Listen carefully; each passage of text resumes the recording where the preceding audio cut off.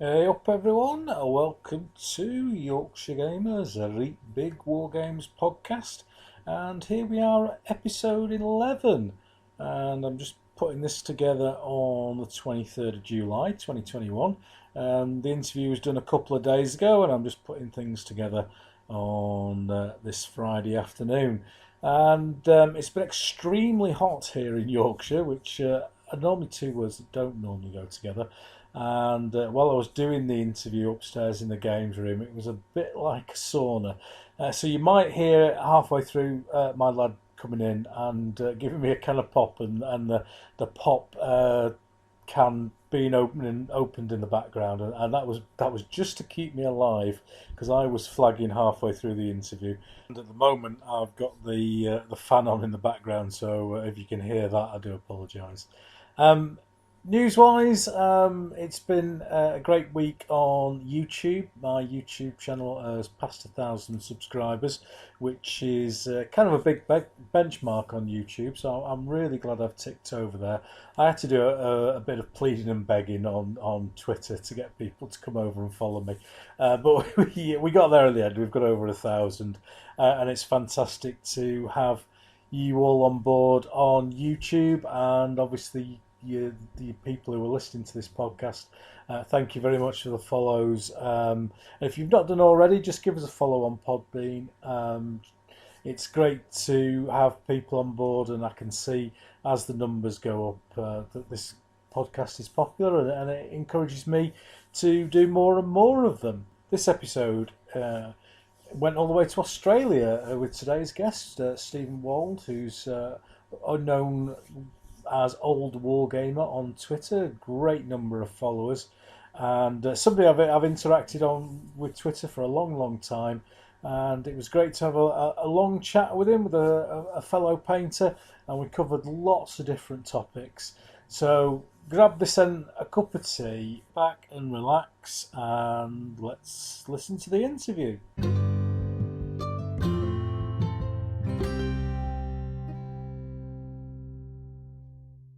Well, hello, ladies and gentlemen, and welcome to Yorkshire Gamers, a Big War Games podcast. Now, if you remember the last episode, we got back on Yarkshire Airlines and we spent the afternoon in Kentucky, USA. Well, today we've refueled the Pigeon, and this week we're going up and away to Australia, to Adelaide, Australia. Now, you'll know that is really south of Sheffield, and that's 4 continents in 11 episodes. If you've been listening, today's guest is a megastar on the Twitter with over 6,000 followers and counting. He's got a real eye for a great photograph and getting people to paint obscure German nations in World War campaigns. So let's give a huge white rose welcome to Steve Wold from Yorkshire Gamers Big War Games podcast. Hello, Steve. Hello, Ken. Thank you for getting in contact with me. What a joy this is. Lovely. It's great to have you on, mate. Great to get some representation from around the world of the wargaming community. It's lovely to have you on, mate. We have something in common in that we are both considered masters of wargaming by a certain Chris Breeze, who was a guest on my show. And I've had a go at Chris because I said masters means old. Did he try and get out of that with you? Look, it's funny with Chris. He came onto Twitter and he was trying to learn how to paint and figures, and he was reasonably new to the whole wargaming scene. Yeah. And I just happened to give him a little bit of advice about, I can't even remember what it was about, whether it was about some shading, dry brushing, or something like that. And we just hit it off. Yeah. And he started to call me captain, and I and I sort of referred to him as the apprentice. And together we just struck up this relationship. And I have watched him grow and develop over the last couple of years. And his painting is superb. He has just, we forget, don't we, Ken? Painting is a learned skill. Yeah. And it's something that you don't generally start and be fantastic at. It's something that takes a little bit of time to get there. Yeah. And Chris was like that, and he continues to grow. He continues to develop. And you know, the funny thing is, I actually met him face to face. Wow! In 2019, we came over to Nottingham just before COVID hit. We were there in November 2019. I was there with my wife, and we wanted to do the lead belt in Nottingham. And Chris, I knew, lived in Nottingham, and I made contact with him over there via Twitter, and we caught up at a local pub. Oh, and, fantastic. Lovely guy, and I have so much time for him, and he is so passionate, and what that man has done for wargaming is enormous. Yeah, it is superb, and I'll echo that shout out, because the videos that he's doing for new gamers and all the introduction stuff, all the things that kind of an older gamer would take for granted and maybe not realise that somebody new into the hobby wouldn't be aware of. He's kind of filling that gap and doing a great job of it. Bless him. But before we get chatting, we've got to put you under a bit of pressure, because that's what we like to do on here. And we've got the 4-minute challenge. So whereas other podcasts will give you a couple of weeks to give us your history, on here we like to do it in just 4 minutes. So are you ready? Are you ready for the pressure? Yeah, I might struggle to take 4 minutes, but we'll see. Yeah, some people do too much, mate, and some people summarise too quickly. Right.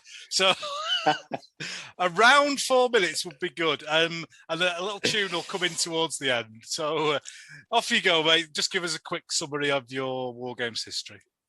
Okay, Steve Wold, here I am. I'm 61 years old, living in Adelaide, South Australia. I haven't always been here. I grew up in Sydney, and in a little town called Blacktown in the western suburbs of Sydney, where my mother used to take us into Blacktown in the early 60s, early 70s, and we'd go shopping. And there was a chemist, a pharmacy. Can you believe that? A pharmacy. And we'd walk past it, and we'd go inside, and in this pharmacy, he sold Airfix soldiers. Oh, yes. The plastic soldiers. Why a pharmacy? I don't know, but things back then were completely different. And so my brother and I just loved to be able to go into this pharmacy, into this chemist. And whenever we did, my mum would buy us a packet of Airfix soldiers. So I'm part of that Airfix generation, and of people that have grown up with these small plastic soldiers in these boxes that had great artwork on them. And we'd take them home and set them up and play with them. And it was just so much fun as a kid. It's really difficult to estimate the effect that really had on me as I look back over my life now. But obviously it had an enormous effect, because I'm still captivated by beautiful miniatures and by the joy that they can bring to our lives. My grandmother, when I was, I think I was about 11 years old, I stayed at her place in Burwood in Sydney, and she said, "What would you like to do for your birthday? Which is there any movies you'd like to see?" And at 11 years old, I said to her, "There's Waterloo. There's a movie called Waterloo." And she took me to see the movie Waterloo. So that would have been 1971. And that also had a profound effect on me now looking back. And after the movie, she took me to a shop and she bought me a replica sword, but it was a sword that was a letter opener. It was only a small one, so we're talking about probably 10 inches long, but it was a sword from the Napoleonic period, and it was a little replica sword, and I still have that sword. So again, just one of those things that hits you as a young boy. And from then, all the normal years of school and playing and whatever else, it wasn't probably until I was in my very late teens or early 20s that I came across a company called Grenadier, and they were making metal miniatures. And I bought somehow a couple of packs of their metal. I think I'm pretty sure it was orc or goblins, I think they called them back then, and orcs and some sort of character figures. It's really hard to remember, but that started me on the journey of metal miniatures. A few things get in the way, marriage, kids, stuff like that. But throughout that time, I still had this love of figures and soldiers, and wherever I was, I'd try to find them and paint them or do something with them in any way that I possibly could. lots of plastic, sort of 54 millimeter type stuff, Britons, I think they were called. Anyway, from there, the world started to change, and I got introduced to Hinchcliffe and minifigs, and then Essex Miniatures became available in Australia. And the Essex distributor started to also get in companies like Front Rank and Dixon Miniatures, and the world then just opened to me like I had never believed it. Is it 4 minutes already? Hey, yeah, there's your 30 seconds coming up. Bloody hell. So here I am today, after that introduction to metal miniatures, still just firmly embedded in this whole hobby and what all the joys that it brings to us. Wow, what about that for timing? Well, thank you very much for that, mate. We'll explore plenty of stuff around there. It's not easy, is it, to get it in 4 minutes? It's not. You think you're doing all right, and then suddenly it's there. It's correct. I thought there's about 2 minutes gone. All right. Well, that's fantastic. So, a very similar journey into the hobby to many people of our age. I'm in my mid-50s, so we're not a million miles away from each other in terms of that. How is the wargaming scene in Australia? Where did you come into contact with other wargamers in Australia? I think the thing that got me involved with other people with metal miniatures and wargaming was back in the Newcastle area of New South Wales. I ran into a guy who was a barber. His name was Frank, and every Wednesday night he'd have a game at his house. He had a table set up, and he had a room that was fantastic. It was just full of cabinets and miniatures that he had painted. And he invited me over his house, and I think I went to Frank's house every Wednesday night for a game, probably for about 5 years. And that just fully grounded me in the fact that there were rules and books and armies, not just individual figures. And Frank was a wonderful mentor and just really just trained me up, not only me, but a range of other people. He was sort of like a wargaming evangelist, I suppose. And from there, I've moved from the Newcastle area in New South Wales. I've moved to South Australia, down the bottom of Australia, where I've just continued to do what Frank really set me on the path of doing, which is wargaming and bringing other people into the hobby. Is like a club set up in Australia? Different. When I was talking to John Lander last week in America, all their hobbying seems to be based around shops and tables in shops. What's the situation with that in Australia? Probably a little bit of the same, but also lots of clubs. And Australia is such a big place. I mean, it's 3,000 kilometres from me to Sydney. So, and there are many clubs. Adelaide has probably 3 or 4. Wow. Running wargaming clubs, and those clubs, our club, the Group North Club, has been going for 50 years, and we have probably about 50 or 60 members, and we meet on a Wednesday night, and it's just great to be able to have an environment. The environment a club provides just is sensational, but many people also game in their own homes with their own close circle of friends. Yeah. Or they go to a shop. Games Workshop still do their thing where they, have in-games tables and stuff. But so there's a real variety, but that variety is spread throughout Australia. It doesn't matter what capital city you went to, you'd find clubs, you'd find shops, you'd find individuals in their homes. The wargaming scene is reasonably strong in this country, which is, that's the UK influence, definitely. Well, that sounds really promising because... to have a club, 4 clubs in what's Adelaide, about 1 million people, is it? Yeah, 1 million people, yes. Yeah. So to have 4 clubs, and yours has got 50 members, that is very, very healthy. Yes. Indeed. Do you have any conventions in Australia? How does that scene work? Yes, there is one convention in Canberra, our capital city, and it's called CanCon, and it's usually once a year in January, and gamers from across the country will will meet at CanCon, and there's a range of different games. The whole fantasy scene is represented there. There are also large bolt action tournaments, DBA tournaments, all the Flames of War, all the normal trending type games are represented at CanCon and can be played there. So, but there's only the one. Apart from that, each state will have maybe its own smaller version or clubs. Like we will run a once a year. Our club name is Group North. We will run an open day, and generally all the other clubs in the state will tend to come and support that. Oh, great. And so it starts at the one main convention and then just sort of branches out to smaller day events. And how do you go about with figures over in Australia? I know there's a few. I was speaking to Pete Morby from Elite Miniatures. I think he's got an outlet.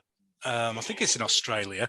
Do you tend to have companies who have satellites in Australia, or is it mostly imports?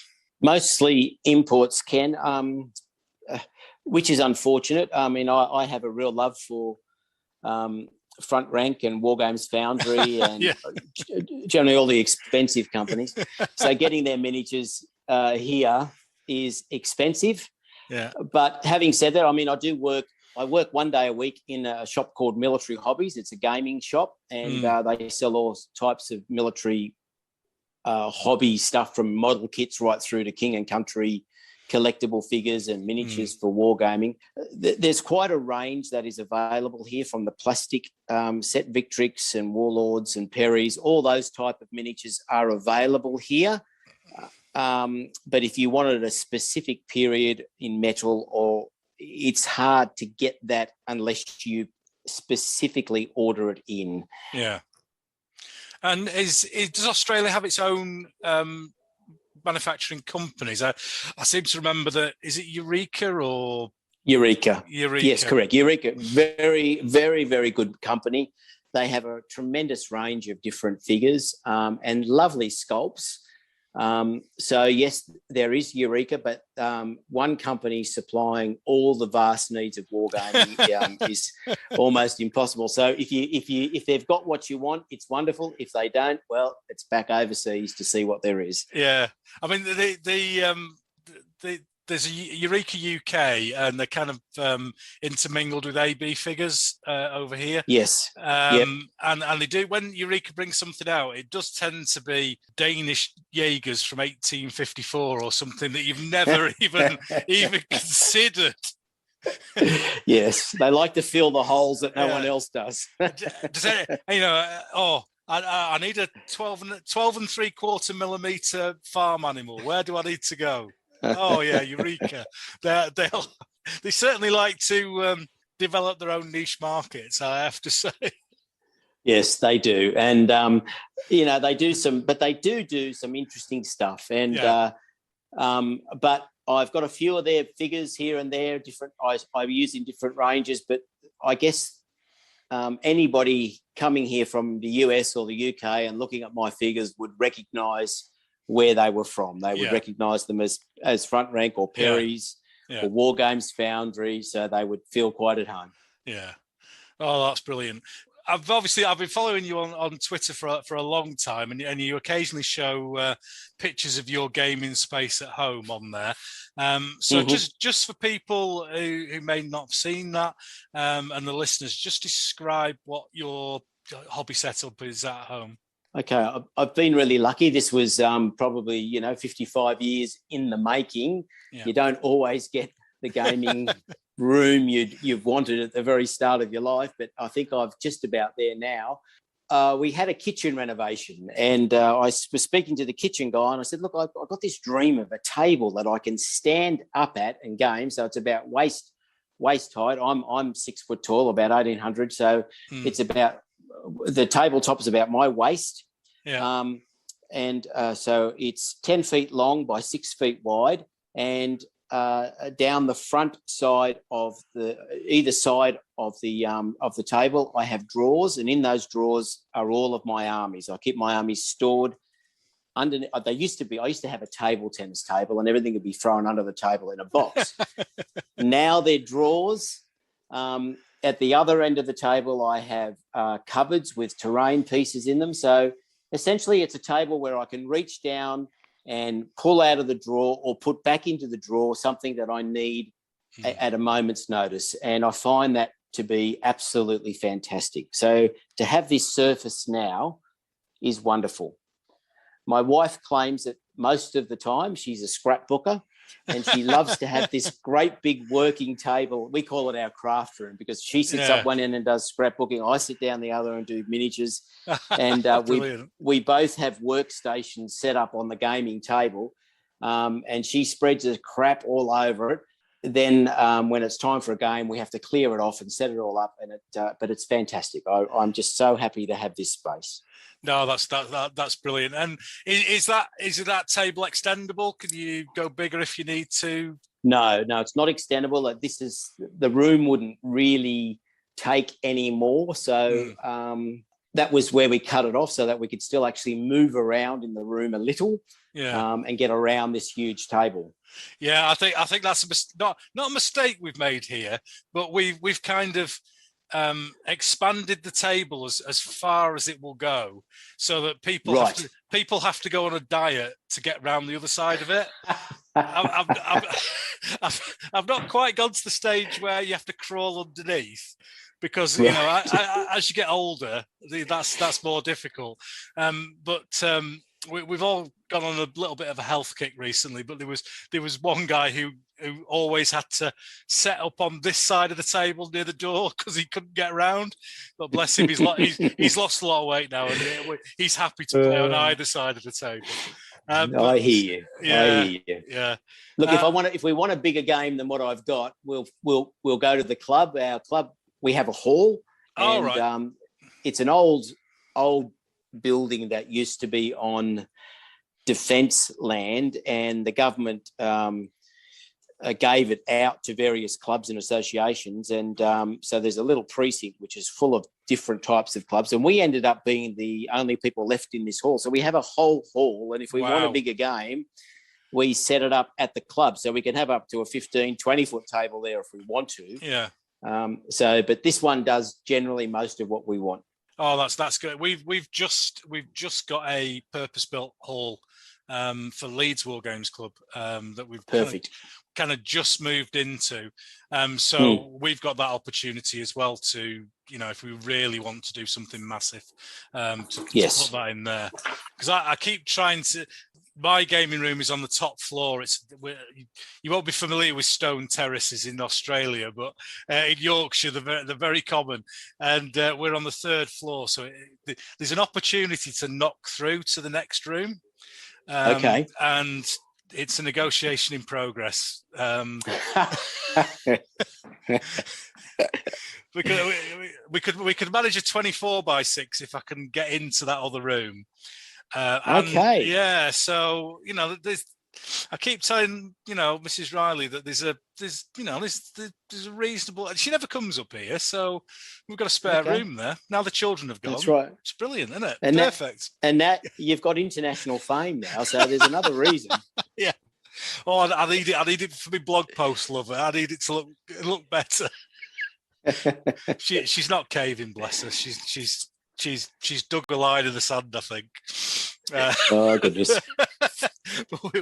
We'll manage. So, your games then? Do you have a regular night at your house where friends come round, or is regular night at the club?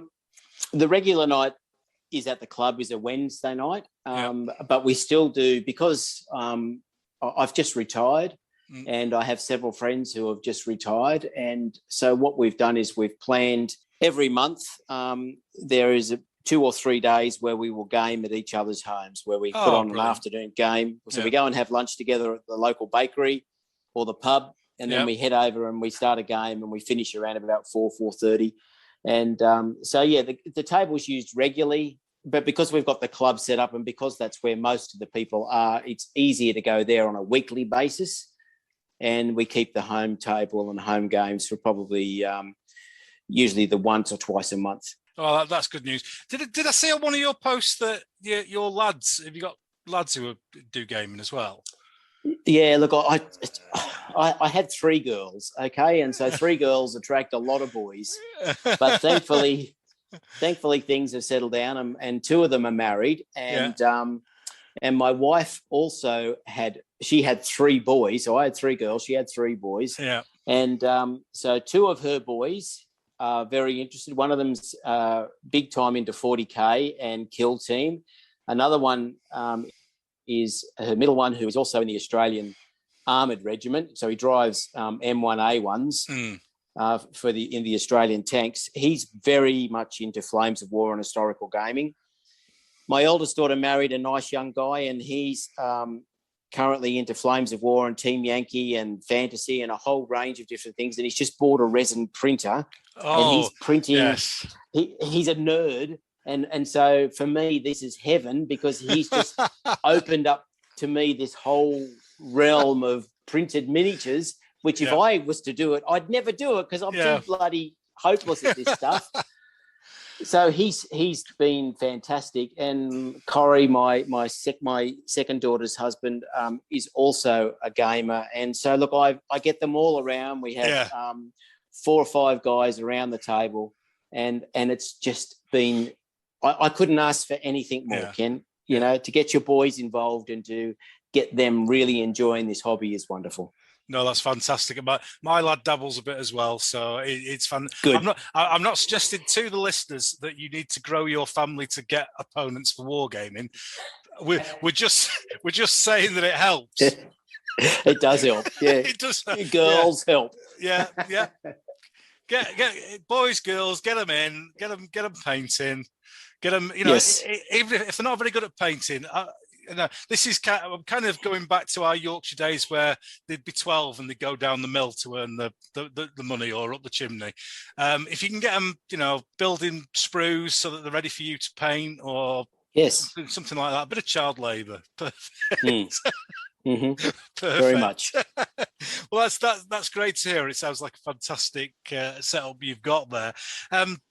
When I talk to people on this podcast, I talk about the Venn diagram of wargaming and how people's personalities affect how they hobby, because it's a massive hobby where you've got modeling skills involved, you've got painting skills, you've got research, you've got the games themselves and rules, and it's not like butterfly collecting, where you collect a butterfly and put it in a box or whatever. There's millions of skills all around it. So from these, if you imagine wargamer, painter, collector, and historian, which ones of those do you prioritize? How do you see that fitting together? And I've heard some of your other guests talk about this. For me, I'm definitely a high in the painting. Yeah. For me, painting and the creation of the figure, the setting up of a table, the aesthetic, the look, the feel, that's everything for me. It doesn't mean that I don't enjoy gaming. I do enjoy gaming, but there are times when I think if I never had another game, I'd still be a really happy guy painting at his desk. Yeah. You know what I mean? Yeah. And the fact that we now have this worldwide audience through social media that can see what you do is just such a bonus. Yeah. It is just opened our hobby to, once upon a time you'd paint something and you'd be lucky if half a dozen people saw it, and then it'd sit in a box under your bed for years. True. And now the world sees it, and your world gives you feedback on it, and it's just changed the whole dynamic. So yes, definitely a painter, gamer, probably historian second. I love to research. I love to study the armies. And third, I'd be a gamer, but I still do it every week. So I'm an active gamer, yes. Yeah.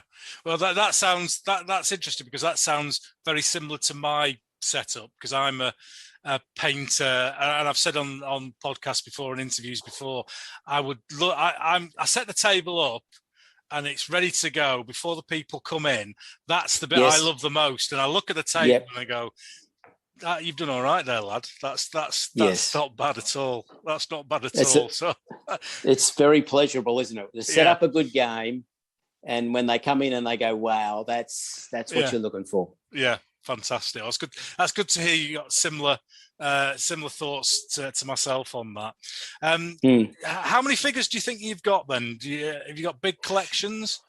I must do an audit, but yes, I do have big collections. I have particular periods of history that I do love. Although I'm not a hoarder. I'm very careful about what I do keep. At the moment, being retired, I'm now working through my armies, and there are some. If I took my British Napoleonic Army, which is a nice army, it's a good size. I could probably field what I needed to. If I wanted to do a Waterloo game, I could field the British side easily. There are some units in there that I'm not happy with, in the sense that they were either painted a very long time ago, or I acquired them through another means. Yeah. And so now I've got the time. I'm saying to myself, I will get rid of these units and I will replace them with units that I have done in the way that I think that they should be done. So I'm just not a lot, but I'm just gently going through and replacing and remodeling what I do have. And if I don't have it, I like I said, I work in a hobby shop, so I take them to the shop and I get rid of them. I sell them either on eBay or we sell them through the shop. And that allows me a little bit of pocket money to buy something else that I want to work on. So I do have a couple of friends who are miniature hoarders, and they never throw a thing away, and they have everything. And that doesn't appeal to me. I like to have an army that is pristine, that looks nice, that is finished, rather than having boxes of bits everywhere and half-done stuff. So I don't know where that comes from, but that's just the way I am. Yeah, because Chris Breeze asked me that question in my Masters interview, and that led to me. Quite often, I'll just be sat in the games room on an evening, and as all the listeners will know, and yourself will know, Steve, there's a myriad of things you can do in a games room when you're not actually doing anything. You're just moving things around, or organising stuff, or putting things in a box. Or all my stuff is all mounted on trays that have individual slots for the units, and they're all unit specific sizes, so I can spend hours up here, and I've done that interview with Chris, and occasionally I'll bring a little bit of malt whiskey up with me, and I might have had one or two, and I thought that Chris, he asked me how many figures I've got, and I don't know. 1, 2.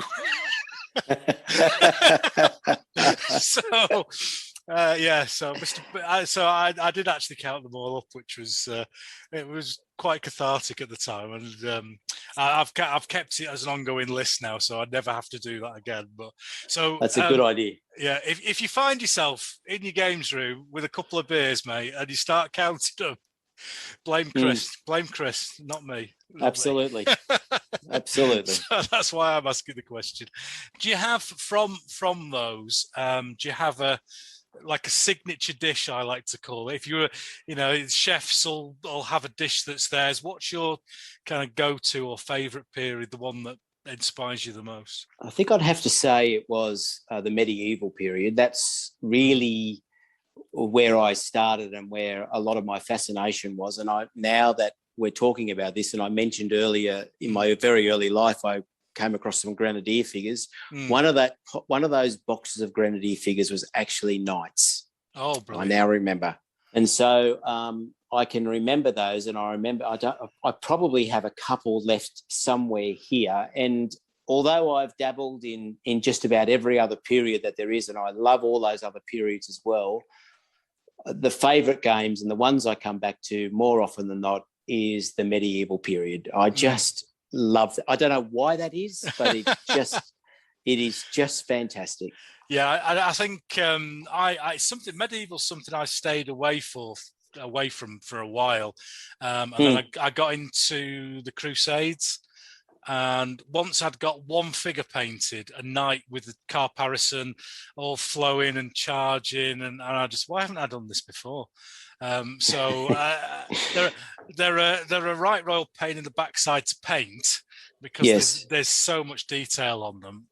But yes, I can certainly see the the draw to the medieval period. Do you have a do you have a set of rules that you like for the medieval that could kind of give a feel for it? Yeah, look, the ones we've been using lately, and we've tried a few, are the old Wargames Foundry medieval warfare. Oh, I've not seen them rules for a while. Yeah. No, and they're really hard to get now. There's a couple of things that are not perfect, but I think for a set of rules that gives you a feel of the medieval period, I haven't had anything that does that quite so well as they do. So they really put some thought into that when they did them, and we found ourselves just falling back on them, from everything from Normans and Saxons through to War of the Roses. We're still yet to try them with Italian wars, but they just have a really good feel for that period. And is that because they're quite old, if I remember correctly? Is that something that you tried before and have come back to, having tried other things? It's funny because I had a set of them when they were released, and then I probably sold them because I don't know what happened to them. And it's really in the last probably 2 years that we've come back to them. I can remember putting a post on Twitter and just saying, because there was some bloke selling them on eBay for $180. Wow. And I thought, bugger that. So I just put up a post on eBay with a picture, and I said, does anyone have a set of these rules that they're no longer using or don't want? And one of the guys said, yeah, look, I've got a set at home. I'll send them over to you for £20. Yeah. So I thought, wonderful. And when I got them, we sat down and we looked at them, and we had a couple of games, and we were just taken with them.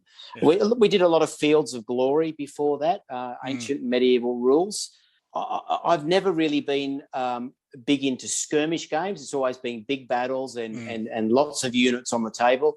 So there wasn't a lot of other rules that appealed to us in that particular aspect. So Fields of Glory did give a reasonable game, but like most sets of rules, after you've played them a lot, you start to find their weaknesses, and you just get I don't know. But anyway, we're enjoying medieval warfare at the moment. Yeah. Let's see what that's like in a couple of years' time. Well, that's great. That's great to hear. A bit of love for an old set of rules. Do you tend to stick with rules? It's something we do here. We'll find a set of rules that we like. So Johnny Reb 2 for American Civil War, they must be 30 years old now. And there's been Johnny Reb 3 and 4. But we've just stuck with them because we like them, and we don't waste time going around trying loads of different sets of rules because we like that one. What's your sort of philosophy on rules? Do you stick with one, or are you flitting around with different ones? Look, I think you're really hitting on something that is almost a lesson that a wargamer has to learn. And the companies want to lead us from rule set to rule set to rule set, from shiny thing to shiny thing to shiny thing. And I've been on that roller coaster where you're just following this craze of the latest thing that comes out. I had to slap myself around a little bit and just say, well, listen, where did you have fun games? And like you, the ACW period, we used a set of rules called On to Richmond. Yeah, a very old set of American Civil War rules now, but it's the set of rules that my friends in Newcastle introduced me to with the American Civil War period. And so we're talking back in the late 80s, early 90s. And I brought that set of rules down here to South Australia with me and introduced a whole range of my friends to it who I made down here, and they've all loved it. It's a simple, fast play set of rules where you can have a laugh, but also, you've got to think about what you're doing. So yes, look, we're going back. I think there's maybe it's just our age, Ken, but there's you start to think, well, where did I have some good games? Yeah. And we'll go back to those rules rather than trying to trying to find the new shiny thing. No, go back to where you were and where you had a great game and stick with that. There's no need to go forward. You know what I mean? Yeah. It's not forward. It's just, I don't know what it is, but it's like, I think, I've been in the Games Workshop area and big time into Warhammer Fantasy Battle. And, I've tried Kings of War and tried a few other things, and so I can get to use my Skaven army. But, you know, I've realised I had the most fun games when it was back in probably 6th edition. And so we're going back and we're going to start gaming that again. Yeah, oh, lovely. That's what I like to hear. Because we had fun and we laughed and we enjoyed it. And yet this constant having to buy a new set because to keep up with it, and there's a strange little change. And no, I'm past that now. Yeah, well, I don't know. I don't know whether this particular trait of Yorkshireman has travelled to Australia, but we don't like spending money here. So I'm sure there'll be an area of Australia where everyone will say, "Oh, they don't like spending money." Then, Yorkshire's one of them. We don't like spending our brass if we don't have to. And if we've got a set of rules that we like, why do I need to buy 50 more sets? I mean, people can't believe. That's right. Some people can't believe that I've never played Bolt Action. I've never looked at it. I've never read it. But we've got a set of rules that we've written ourselves around an American set called Disposable Heroes. And we're happy with it. And we all go, well, why do we need to change? We come here, we have great games, we have a laugh, we have a good time, they give realistic results. Why do I need to go and spend 30 quid on another set of rules and then 30 quid on another set of rules and then and so on? And I think a lot of that's driven, and I think we're both lucky in this, I'm sure we realise this, that with gaming with regular people, you can do that with rules, can't you? Because you're not trying to fit in with a crowd. True. Yeah, and look, it's marketing driven, and I understand what they're doing, and I understand why they do it, and I want them to succeed. But I think we need to gently, where possible, is help younger gamers understand that, hey, if you're enjoying the game and it's bringing you pleasure and your mates are enjoying it, stay there. Yeah. Focus on the figures. Don't focus on the set of rules that you're playing. Focus on the period and what the figures are that you're using. The rules are really just a secondary thing. And it's not usual that we give sensible advice on the Read Big Wargames podcast. We're normally telling people, right, you need a 30-foot table, 10,000 figures minimum. But we've actually given some sensible advice there for once. So, listeners, if you want to note that down in your diary, because it's unlikely to happen again very soon. So just before we finish this first section, Steve, what's your current project? What are you working on at the moment? Two things at the moment. As I mentioned earlier, Cameron, my son-in-law, has bought a resin printer, and he has printed for me my very first historical resin miniatures. The STLs come from a company called Caballero Miniatures, and I'm sponsoring his Patreon each month, and he sends the files to me or makes them available, and I give them to Cameron, and he works his magic because he's a bit of a computer nerd and a whiz with this stuff, and he brings me bags full of these most beautiful miniatures cast in resin. So brilliant. I'm thoroughly enjoying myself at the moment as I paint up those figures. They're actually, he calls them Spanish Crusaders, so they're actually they do have a Crusader look about them, some of them, but they're very Normanish, very early Crusader. You know, the conical helm with a nasal down the front. It's quite shield, so they're very, very Norman looking, and I'm using them as Normans. So that is priority at the moment, is just to punch them out. The second thing is we've just started the Bavarian painting challenge on Twitter. Yes. Yeah, we're going to talk about that towards the end of the show. Roger. Okay. I've noticed some Russians as well on your feed recently. Are they new as well? Yes, we've come back to La Salle when Sam Mustafa released La Salle many years ago. I think it was over 10 years ago now. We tried it and we enjoyed it, and we enjoyed La Salle, and we played it for a long, long time as a battalion level Napoleonic game. He then released Blucher, and we also loved Blucher and really enjoyed that. And so probably more of our Napoleonic games over a long period have been Blucher.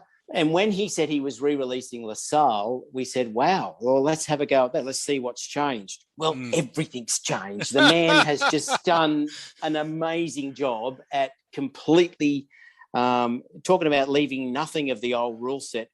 He changed it, and it is even better. So that's what the Russian guns and stuff have been for. I've just found that I'm a few nugs short. And so I've been painting British and French and Russian cannons just to get my cannons in the numbers that I need them. I think you've got to have 2 bases to represent a battery. So I was a couple short here and there, but really enjoying that battalion level Napoleonic game again, very much. He's a clever man, that Sam Mustafa.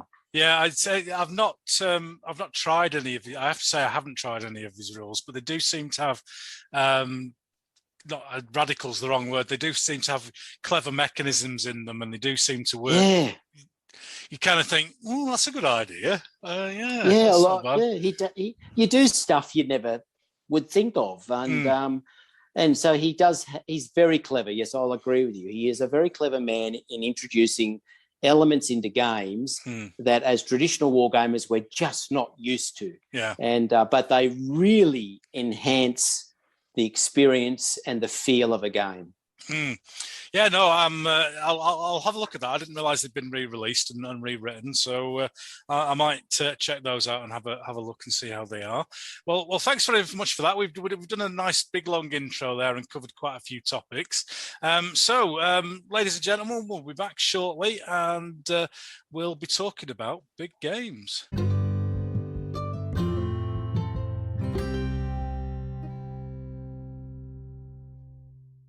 So there we go, ladies and gentlemen. Lovely introduction there with Steve, and we're now going to talk about big games, which is kind of what this podcast is all about.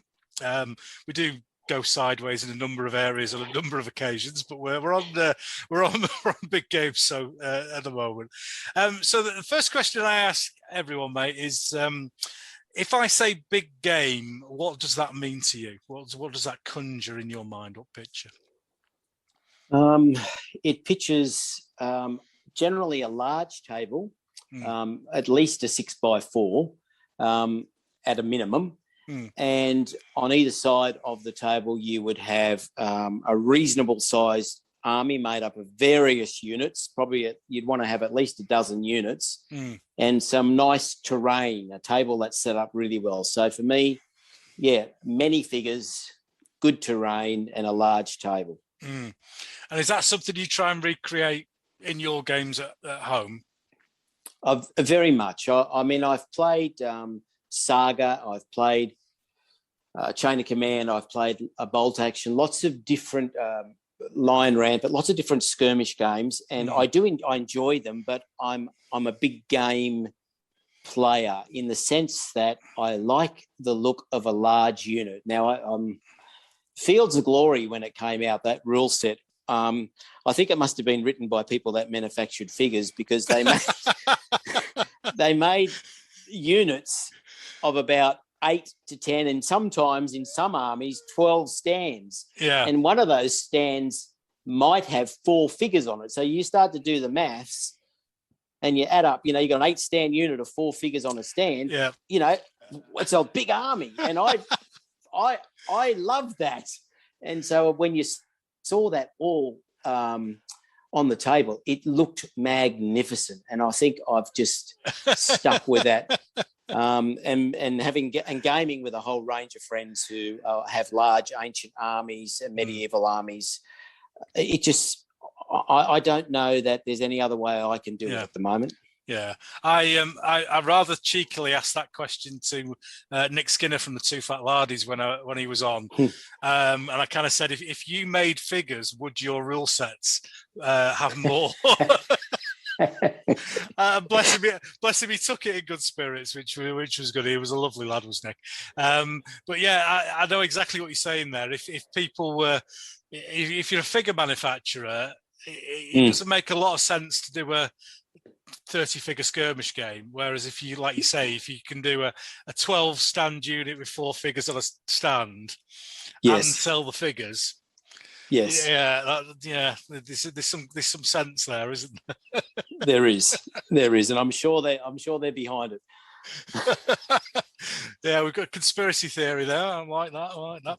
Sensible advice and conspiracy theory all within 10 minutes, which is very good. Does it matter to you? Does it matter to you the scale of the figures or the number on the table? What are the things that drive you? Well, if it's a preferred for me, I mean, preferred scale for me is 25, 28 mil. Yeah. But I've had many big games which I've enjoyed immensely with 15 mil.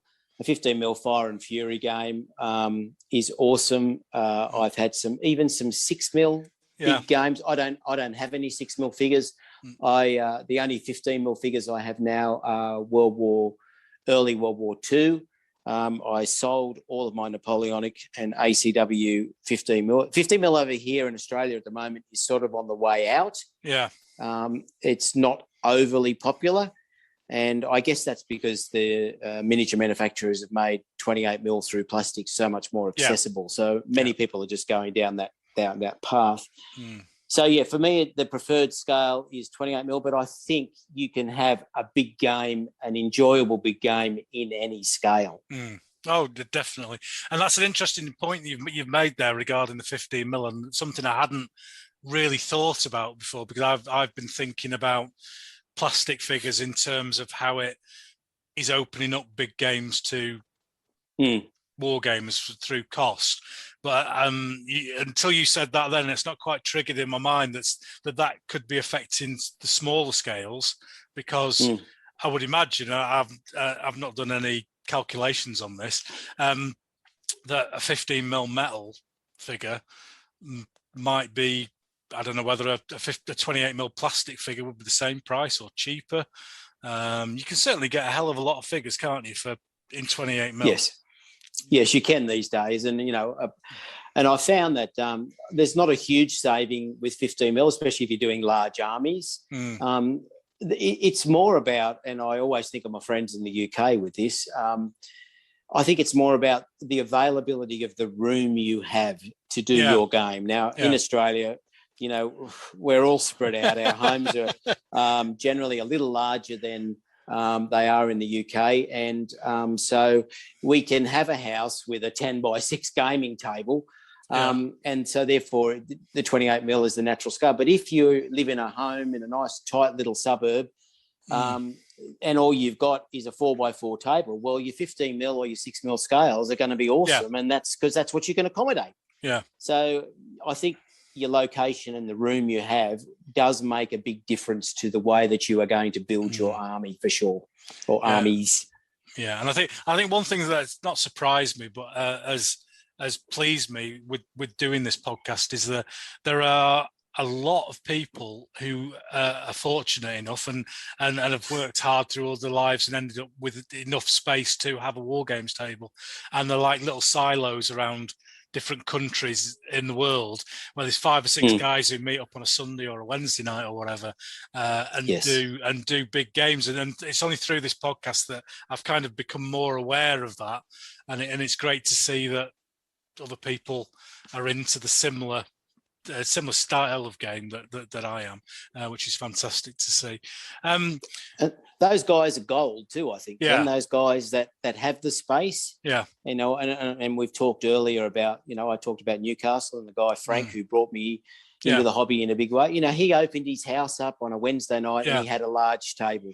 Yeah. And so it wasn't only me. If over the years that I went to Frank's house, there would have been probably 15, 20 different guys that came through there that all became war game converts because he had the space and the ability. And so so when you meet someone that has that room, and early in my life when I was newly married and had kids, I didn't have the space. We didn't have the room, or we couldn't afford to have a table like I have now. So when you do find someone like that and they're willing to share, it's wonderful. Yeah. It is wonderful. It is fantastic. And those people bring new people into the hobby, don't they? And very much. Yeah. And do you think that first sort of encounter with a big table with Frank, that's kind of guided your gaming going forward? Because a lot of people on this podcast have talked about going into the Wargames Holiday Centre in the UK and seeing the massive table and kind of and going, yeah, that's what I want to do.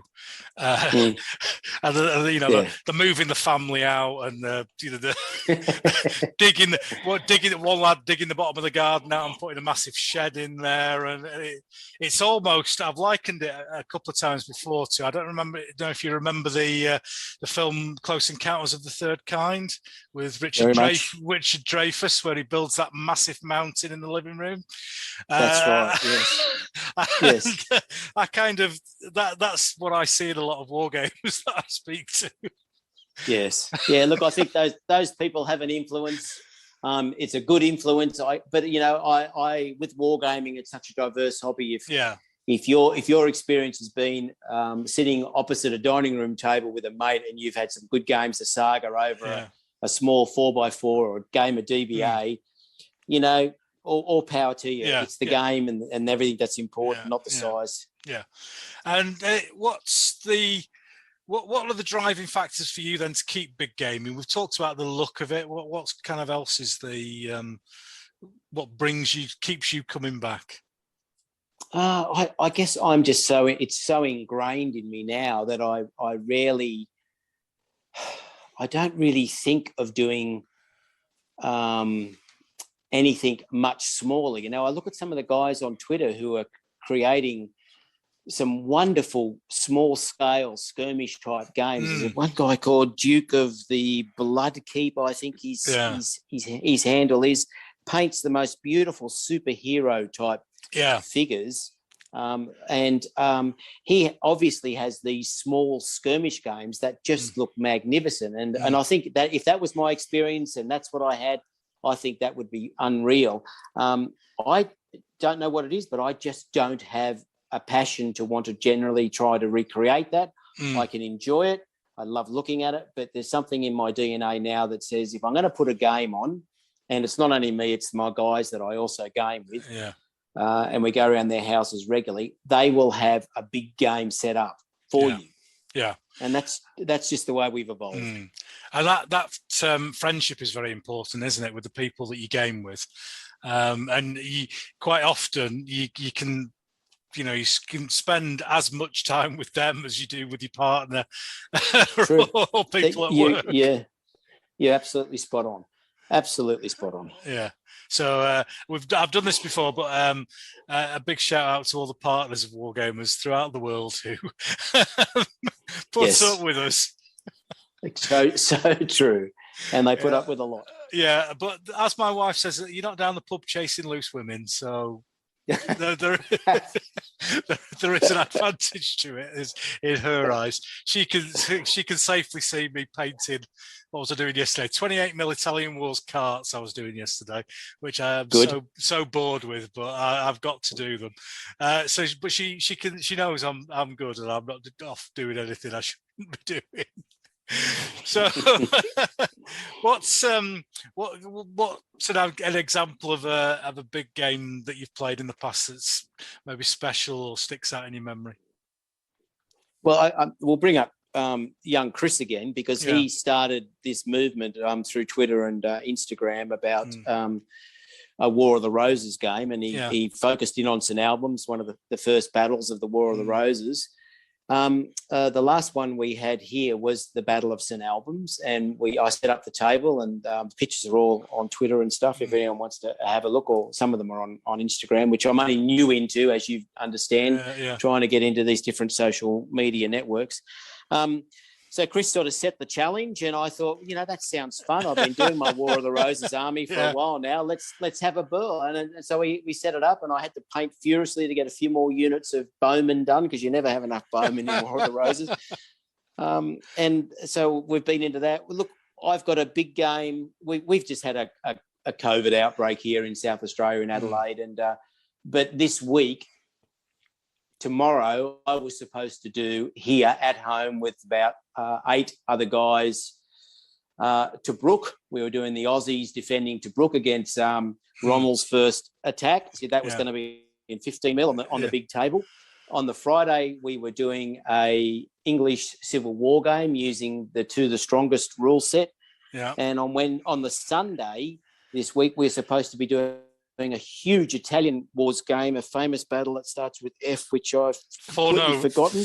That's it. It's on the table there. There you go.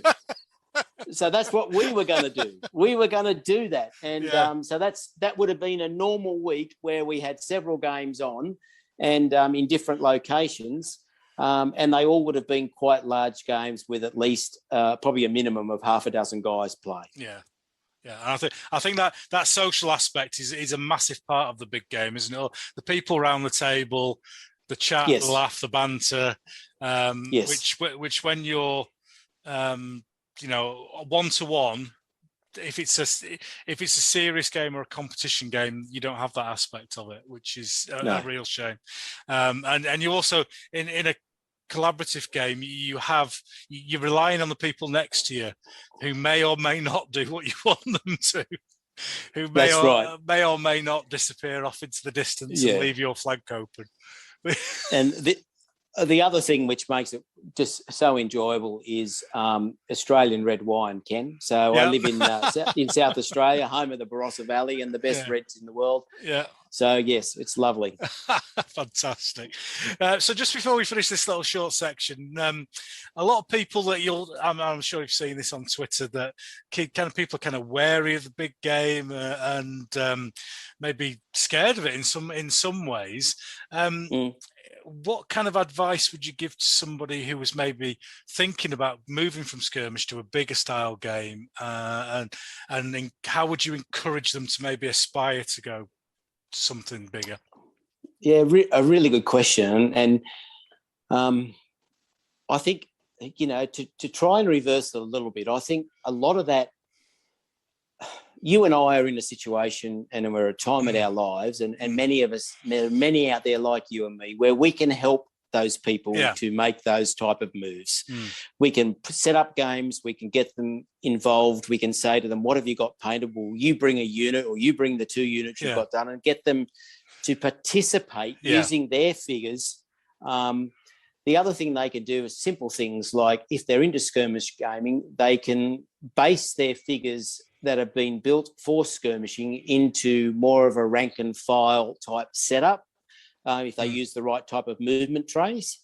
And so therefore they can have their figures can come out, their figures can be used for a skirmish game, or they can be ranked up into these movement trays and be used in a big game scenario. So little things, start small. Don't, I think I talked to one guy on Twitter today about, he set up, for some reason, he set up on his table all of the figures that he had, that he'd made, that weren't painted. And he was really quite depressed just looking at it. And I can imagine. I said to him, what you have is fantastic. It is a fantastic looking army, but don't look at the whole thing at once. To paint, choose a unit, put everything away, and work on that unit one at a time. Start with your first figure and start to work through that. So it's about biting off what you can chew and setting yourself up with realistic, real goals about what you're going to achieve and how you're going to achieve it. When you've got that first unit finished, you move on to your next one, and you will find, just in the sheer course of daily life, that you will start to knock units out, and they just start to appear over time. And I think we have unrealistic expectations about the time that it takes. I mean, you've seen a lot of my stuff with Normans and Saxons and Vikings, my Dark Age fetish that I went through for a while there. That was a project over 2 years. It didn't happen in 2 months. It was 2 years of solidly ploughing through and painting miniatures every friggin' day. So, you've got to be prepared to put the time in and to realise that a good army will take some time. But if you do it well and you do it right, it will be an army that you can have for life. Yeah, no, very, very true. There's a lad, Tom, on Twitter, Bushy Beard Tom. How you doing, mate? Oh, yeah, Tom. And he came to me talking about big projects, and that was kind of the advice that I gave to him. He wanted to do 100 Years' War, and it's a case of you can't do this in a week. No, you can't. Some of my collections, I mean, even my Italian Wars, which is relatively new for me, is 4 or 5 years old, and it fills the table. But I didn't do it yesterday. I did it. No, it took a while to get to where it is. It may well be something that you come back to time and time again over the next 5 or 10 years. I mean, wargaming is full of tangents, and the latest shiny thing or the latest thing that we somehow are attracted to, or that we have to get finished for a game. So understand that the building of a large army is a long-term project. Yeah.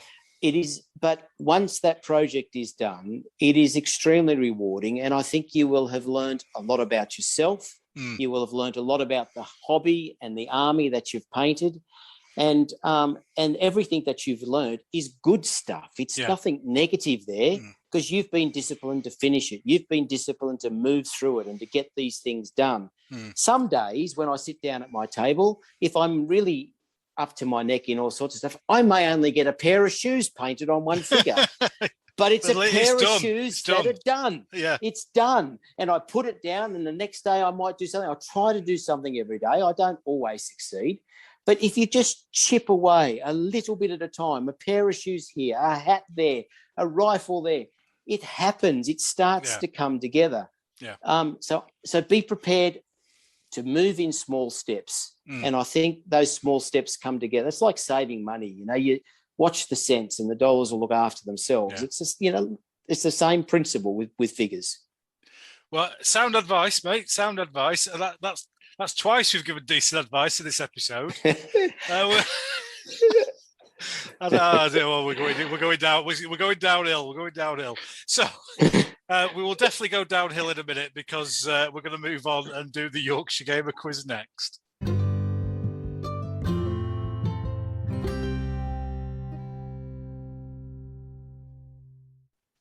Well, ladies and gentlemen, we are going to see how the Yorkshire Gamer Quiz transfers to Australia. There are a number of regional references in here that Stephen may not understand. So we'll give it a go. Before we start, I'll just let you know that any answer, there's no right or wrong answer, as I say to the kids today. These are just looking how you reflect my opinions, and my opinions probably are wrong. But as I come from Yorkshire, I'm never ever going to admit to being wrong. And you may notice some regional bias in some of these questions as well.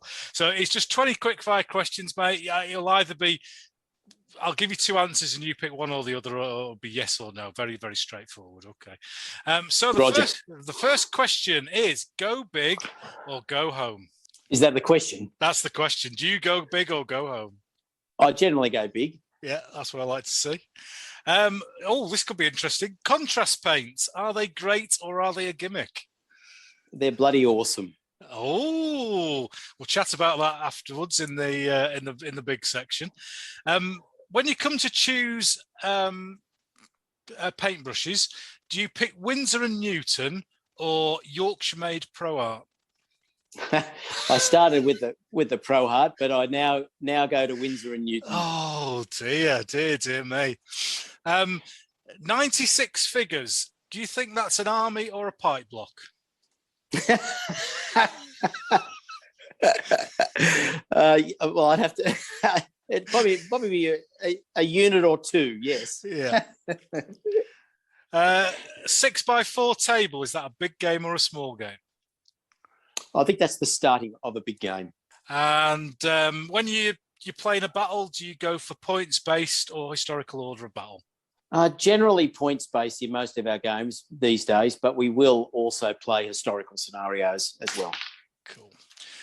When you're doing your painting, do you use a wet palette or an old bit of MDF to mix your paints?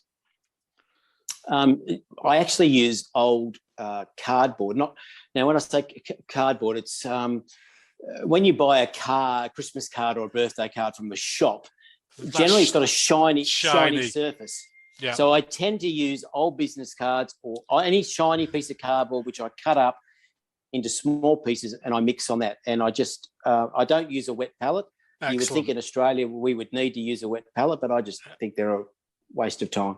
Excellent. Well, welcome to the wet palette haters club. No, I mean, I don't understand them either. So nobody's explained them to me yet. So there we go. Gimmick. Yeah, gimmick. Undercoat figures, black or white? Both. You're offered a drink in a cafe. Do you have Yorkshire tea or dirty mucky coffee? I do like Yorkshire tea. Look, I have both actually. I enjoy coffee and I enjoy Yorkshire tea. Brilliant. When you're making your war games units, do you like them tightly packed or socially distanced with your figures?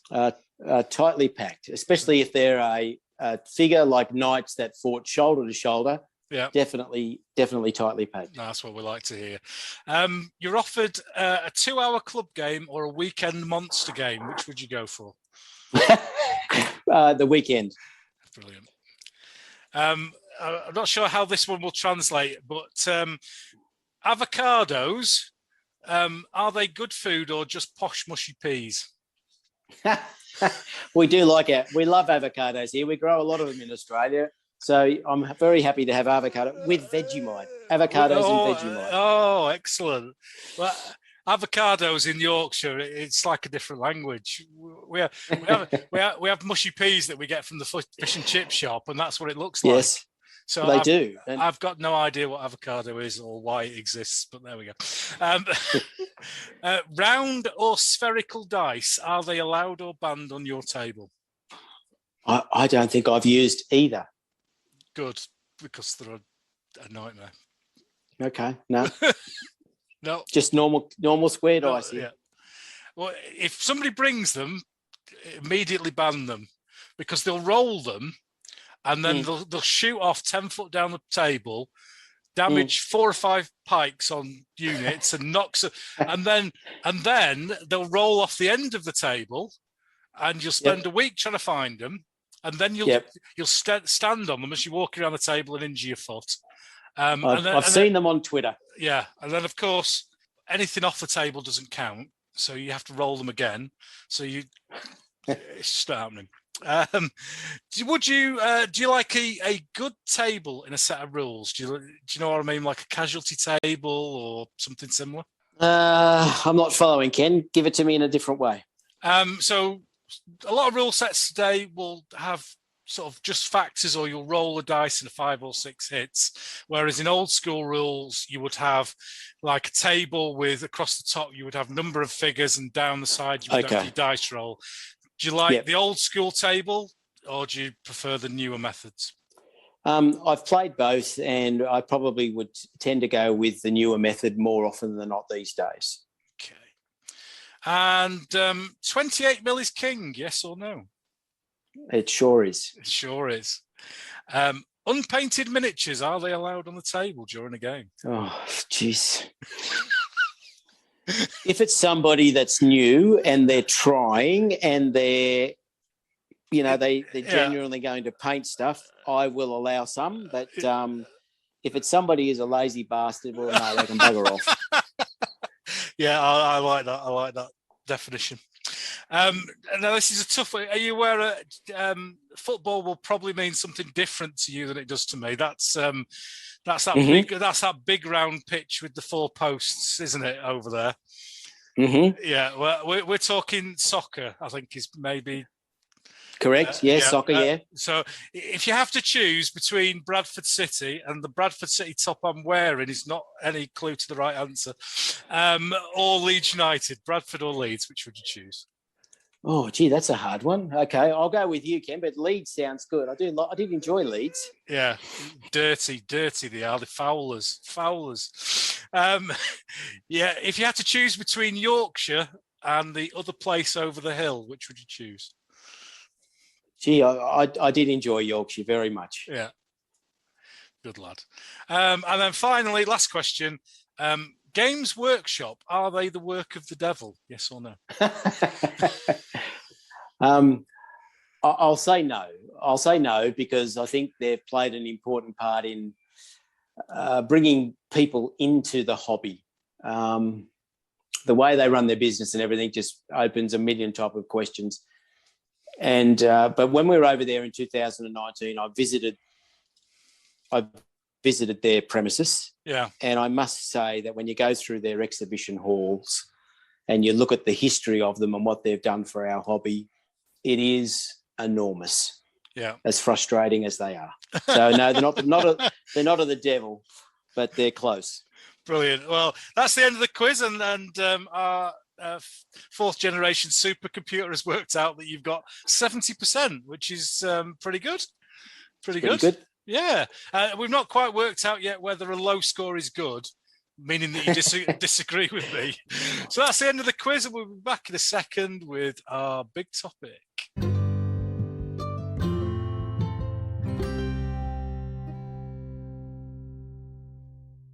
So, cracking quiz from down under there. We've 70% on a Yorkshire-based quiz from Adelaide. I don't know how far we are between each other. It's quite a long way. It's what is it? What is a flight to the UK? How long does it take from Australia?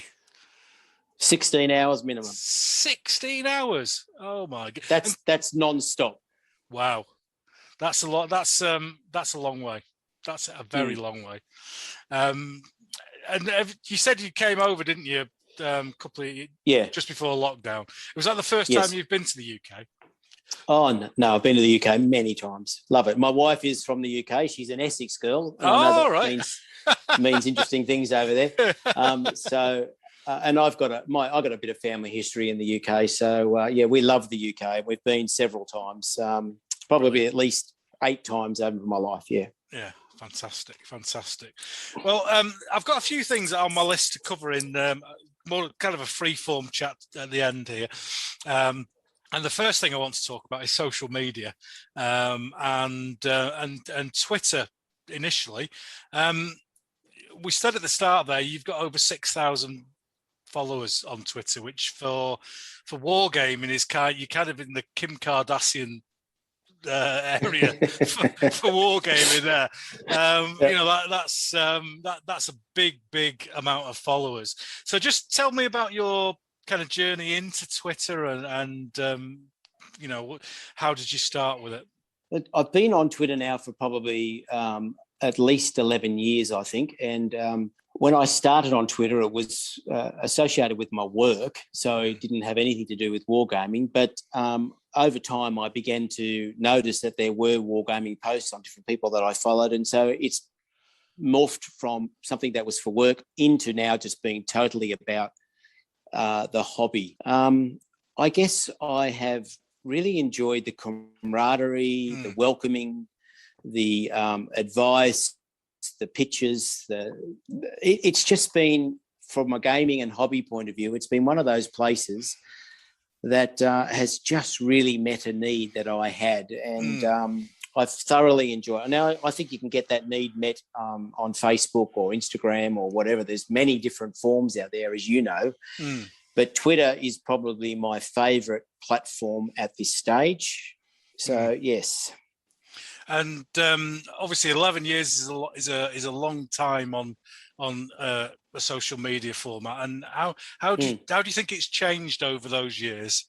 Wow, it's really changed enormously, and the way that we interact with people. And I guess Twitter in itself, it had a very limited word count initially, and they extended that somewhat, which made it a lot better. And they're always tinkering and trying new things. The photograph format and everything now is somewhat better. The frustrating thing I think I find with Twitter is it's not easy to keep material or show your material over a period of time. In other words, if I wanted to find a post if I put some photos up of a War of the Roses unit 3 years ago, it would take me forever. There is no fast way for me to go back and find that unit to show it to you. Yeah. And I found that over time that I had posted a lot of units, but I could never actually go back and find them on Twitter itself. It just took too long. So that's why I ventured into Instagram, because you can have all of your photos are right there, easy to access in an easy to access format. And I've found that quite enjoyable, that I can put up what I regard as being my best stuff and have it in a format that people can see, that I can see and locate stuff really quickly and easily. So Twitter's downfall is that you can't do that. Twitter's positiveness is that it's generally the first platform by which news is broadcast. Yeah. So that's always interesting. And I always try to post things first on Twitter before they go anywhere else. The people on Twitter have been very, very accepting and very just accommodating and lovely, really. Just nice guys and girls. Yeah, I think the community that we're in, the Wargames community on Twitter, is quite friendly and very helpful. And I've had a couple of issues on there over the years, but when you compare that to other positive interactions, it's a very tiny minority. Is that something that you've found as well? Yeah, very much. And you talk to people about Twitter who are not wargamers or outside of our community, and they think it's a cesspit. They really do. And I've experienced that. If you go outside and you start to look in some different discussion things and politics and whatever else, it can be a cesspit. It is just it's somehow we have carved out of the corner of Twitter a really accommodating, lovely niche that is so different to the way the rest of it operates. So, it works. And so this podcast target audience is middle-aged people in sheds painting soldiers. Perfect. So, with that demographic in mind, there might be people who aren't on social media or aren't on Twitter. Is it something that you would recommend if they're into the gaming and to get in with the right crowd, if you like? Yeah, look, really good point. I think because of our age and who we are, I grew up in various communities as a young person. The way that you got to meet people was you associated with them, whether it was at church or whether it was a school or different clubs or just different groups. You meet people face to face and talk to them. And I spent a lot of my time growing up in those sorts of environments. And then I joined a group here in South Australia called the Country Fire Service, which is a volunteer for firefighters, because unfortunately we have a lot of bushfires in South Australia. And I formed a lot of really close friends there. And this is going back to when I first started on Twitter. And I've always wondered, I've heard a lot of young people talk about the fact that they experience community through a social media network. And I thought, bullshit. You can't. It's bullshit. You can't experience community on a computer and with people from all over. But I have changed my mind completely. Because I have now experienced real community with people like yourself. I mean, Ken, we'll probably never meet face to face, but between our contacts through social media, we're dealing with people from Russia, right, to Argentina, to Afghanistan, to the Pacific Island. There are people who are talking with us on a daily basis from all around the world, and we have community. And so if you're finding, we grew up in a time where we said earlier, you painted a figure and you put it in a box and it went under the bed and it hardly ever saw daylight. Now we have a forum where we can paint a unit, we can put it up, we can receive feedback, we can receive praise or the joy that people are getting from looking at it. We can answer questions about it, help other people who want to go in that direction. This is opening a forum to us that we have never, ever had in our life. And it is something to be experienced and treasured and just enjoyed, because it's opened this hobby like nothing else ever has. And it's connecting people from around the world. I had a lad on Instagram contact me from South Korea I'm kind of. He was just asking some really nice questions and basic stuff about what I did, because he was trying to get into the hobby, and it was only after I'd answered a couple of questions, and he was really grateful. Oh, thank you very much. And I'd wandered off to make a cup of tea, that I kind of went, I've just been helping somebody or talking to somebody in South Korea. Do you know where that is? I'm kind of going back to school geography and pointing out where it is in a map and thinking that's just absolutely unbelievable. And obviously it is amazing. We're talking 16 hours flight away between the two of us. Yes. And like you say, we probably wouldn't normally meet under normal circumstances, but we're able to share our love and our joy for this hobby through social media. That's right. So I met you on Twitter. I like the way you did your horses. I've asked you questions about how you did all that. You explained it all to me. Yeah. I mean, you've given me help and advice. In a previous life, we would never have been able to get that in any other way. So look, I think it's a positive. I think our attitude and the way we approach it, the way we deal with people in those forums, will keep it in a positive way. Yeah. And it will always be something that's helpful. And as long as it's like that, I think it's a real benefit and no harm whatsoever. Yeah, it's a great way of spreading information and helping people. When I was a couple of podcasts ago, I spoke to Pete Morby, who is the owner and sculptor and all round one man band awesomeness that is Elite Miniatures, and he was kind of talking about when he started and nipping into Peter Gilder's shed and being shown how to paint horses with oils, and it was like the magic circle almost, in that you kind of had to be inducted and then you were eventually told how to paint with oils, and whereas now you can, that's how I do it, and people like it, and they contact me and go, oh, how'd you do that? And you can just share it straight away. Exactly.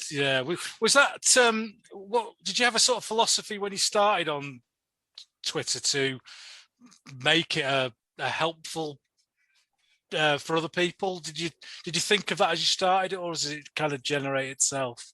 I mean, I don't want to say that it was a deliberate strategy, but I have seen, and I guess all of us who have experienced social media have experienced trolls and people who want to be negative and tear other people down. I have seen that, and I thought to myself, that's not who I want to be. It's not what I want to be. And I want to be able to at least help people. And if I ask for advice and people are willing to give it, then I need to be able to share my ideas and stuff as well. And so I just set about in the same way that I would deal with anybody new who I had met on the street or in a cafe or something. So I treat people with respect. If I can help them and answer their questions and have something they like, fine. That's what it's all about. So it's just the way I go about doing my daily business, really. Yeah, I think some of the Warhammer stuff seems to be, I've noticed a couple of times as my following started to get bigger, I've started to sort of overlap a little bit with Warhammer, and some of their stuff seems to be quite toxic at the moment, which I try and stay away from. Yeah, I agree. Which is a real shame. There seems to be a lot of if you're a female or look a bit different, people just target you straight away. Whereas in the historical section of Twitter, it just doesn't matter. It doesn't matter. It doesn't matter at all. And I think that's. And I think if anyone tried that, if somebody tried that in the historical section, I think we would see a range of people come in and shut it down. Yeah, they wouldn't take it. So the Warhammer world can be toxic at times, but all I try to do is encourage those people to remember what you're here for. You're here to show us what you're working on, show us what you've completed, and that's what's the most important thing. And let's talk about that. Yeah, and I think it's very important for us to remember how positive historical wargaming Twitter is, and what a great place it is, and I encourage people to come on board and kind of join us. You mentioned a little bit gone onto Instagram. What sort of other social media are you on? So Twitter is Old Wargamer. I go under the Old Wargamer tag. Instagram is Wargaming Stephen. Yeah. I'm on Facebook. I've always been on Facebook since Facebook started, and I'm just there as Stephen Wold. But I am in a couple of different groups, and I post in those groups every now and then. But I just find the Facebook groups not as engaging, or not as willing to be constructive and positive. Yeah. There's just something different about it. I still post in some of those groups from time to time, and I like to share stuff on them, but I don't feel a real connection with a lot of people in that space. Yeah. I'm still learning Instagram. I've only been there for I don't know, maybe a year or maybe less. So I'm finding that a little bit of a challenge to break into and learn how things work in that arena. But the more I see it, the more I like. There's not a lot of interaction with other people as yet. Yeah. Whereas Twitter, people will chat, they'll talk, they'll ask you questions. Instagram, you get a thumbs up, or you get the occasional, that's nice. But people don't talk. You know what I mean? Yeah, I presence across quite a lot of social media, and I certainly agree with that. The Instagram is the kind of lowest level of interaction, and it's very much a photograph ticker like that, and that's it. And you can you can judge that by the number of times that you will put in your little number of characters underneath the photograph. Here's some 28mm Italian Wars Perry miniatures, and then the first question that you will get is, what scale are they? That's right. That's right. So you can tell that people just aren't they're interacting with the image, and they're not interacting with the blurb, whereas content. Whereas on Twitter you get a little bit more reading of the, because there's I don't know what character it's on now. It was 140, wasn't it? I don't know what it is anymore. But people don't read anymore. Yeah, people will tend. So you get a little bit more on Twitter, more on Facebook. But then do you run a blog, or have you run a blog in the past? I've avoided blogs because only and I there are some blogs like yours and others out there that I really enjoy, but I just feel there are enough voices. I don't feel that I have anything really unique that I can add. Yeah. So I'm happy to let other people do their stuff in the blogs. Yeah. I find that each different type of social media has its own advantages. So if I want to do a blog post of a scenario for a game I'm playing, I can't do that on Twitter, because you're halfway through the first paragraph of your introduction, and that's it. You're out of characters. So that's what I've used the different medias for, and YouTube as well. I've got stuff on there. Is that something that you've looked at? I have never done a YouTube clip. I like watching other people's stuff. So now we're gonna move on now to worldwide challenges, and this is your opportunity, Steve, to apologise to everyone in the world that you've made paint obscure German nationalities over the years. So just explain to the listeners what's going on at the moment with your Bavarian challenge. Okay. Some time ago, I had some Brunswickers that I wanted to paint, and I just thought to myself, it'd be nice to paint along with somebody, and so let's see who's out there that's got some Brunswickers that they'd like to finish. And so I tried what I called a Brunswicker painting challenge, and the challenge was you get what you want to paint, don't care what scale, don't care how many, but if it's a Brunswicker, it's allowed, and together we're going to paint Brunswickers from this time to this time. Yeah. And I was absolutely blown away by the amount of people who thought, wow, I've got some Brunswickers, or I've always wanted to do some Brunswickers. Yeah. And here's this community thing again that we were just talking about. Yeah. And they jumped into it and on board, and even though they might not have wanted to do it, they wanted to be in the community and they wanted to have a part. And so they started to paint Brunswickers, and we had an absolutely fantastic time. Well, this year I thought, I've got some Bavarians that I need to paint. And I might try another challenge. Well, I can tell you, I tried, and I have just been overwhelmed yet again by the amount of people. And I don't think it's that. I don't think it's because they're Bavarians. I think it's because people just want to have that experience of painting along with others. And showing what they've done and being able to talk about it and have others talk about it and show them stuff. And it's just creating that environment of a nice little clique of people that are all painting something that's the same at the same time. Yeah. So I'm overwhelmed. I never experienced, or I never expected that this would get the legs that it has got. But it's a lot of fun. It's especially fun for people like you and me, because I do see a lot of newer people who come in who have never painted Napoleonics, and they'll start with one of these little nations and they'll have a go, and they go off. They have a ball. And it's not me. Yeah. It's the community of people who are painting Brunswickers or Bavarians who are interacting with them and talking to them and helping them, that they just it's a wonderful thing. So I'm stoked with it. It's a concept that's really worked. For me, it'll be a once a year thing. Nothing stops anyone else from ever doing a painting challenge. It's not a concept that anyone owns. But hey, it's just something I tried, and on social media it seems to have worked. It doesn't. There's a lot of people involved, and there was a hell of a lot of people involved in the Brunswicker challenge last time as well. I just, well, this is just the way my quirky mind works. I can just imagine somebody like Front Rank who have sat there with like boxes of Brunswickers that haven't sold for years, and then one day they'll get. Oh, we've got an order for some Brunswickers today. That's nice.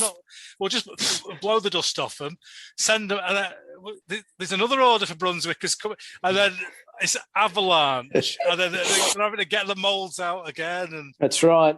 I've imagined the same thing, and I'm thinking they must. Perry's in Front Rank, they must curse me. Yeah. And the other company I think that hates me is Victrix, because I keep doing challenges with stuff that they're just about to release. Rather, so look, I think you're spot on. I really do think you're spot on, and I'm open to offers from companies that want to come forward and get me to run a challenge. But look, it's just one of those things. No, I don't care where the figures are from. I don't care what scale. I don't care if they want to do one command figure or an army. Yeah. If they're painting a Bavarian, then they're welcome.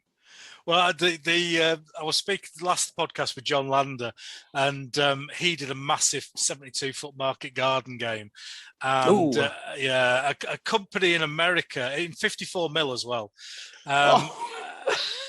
and a company in America just brought out some 54 mil Shermans, and he went along and ordered 60 of them. For this game, and I could just imagine the two lads or whoever started the company sat there like ordering yachts and villas in the Miami and stuff like that, because thinking these are selling like hotcakes, and then after that 60. Nothing, absolutely nothing. Yeah, that's right. Yeah, we're teasing. We're teasing figure manufacturers throughout the year. Yes, we are. So has this challenge got a hashtag, or people can get involved in it?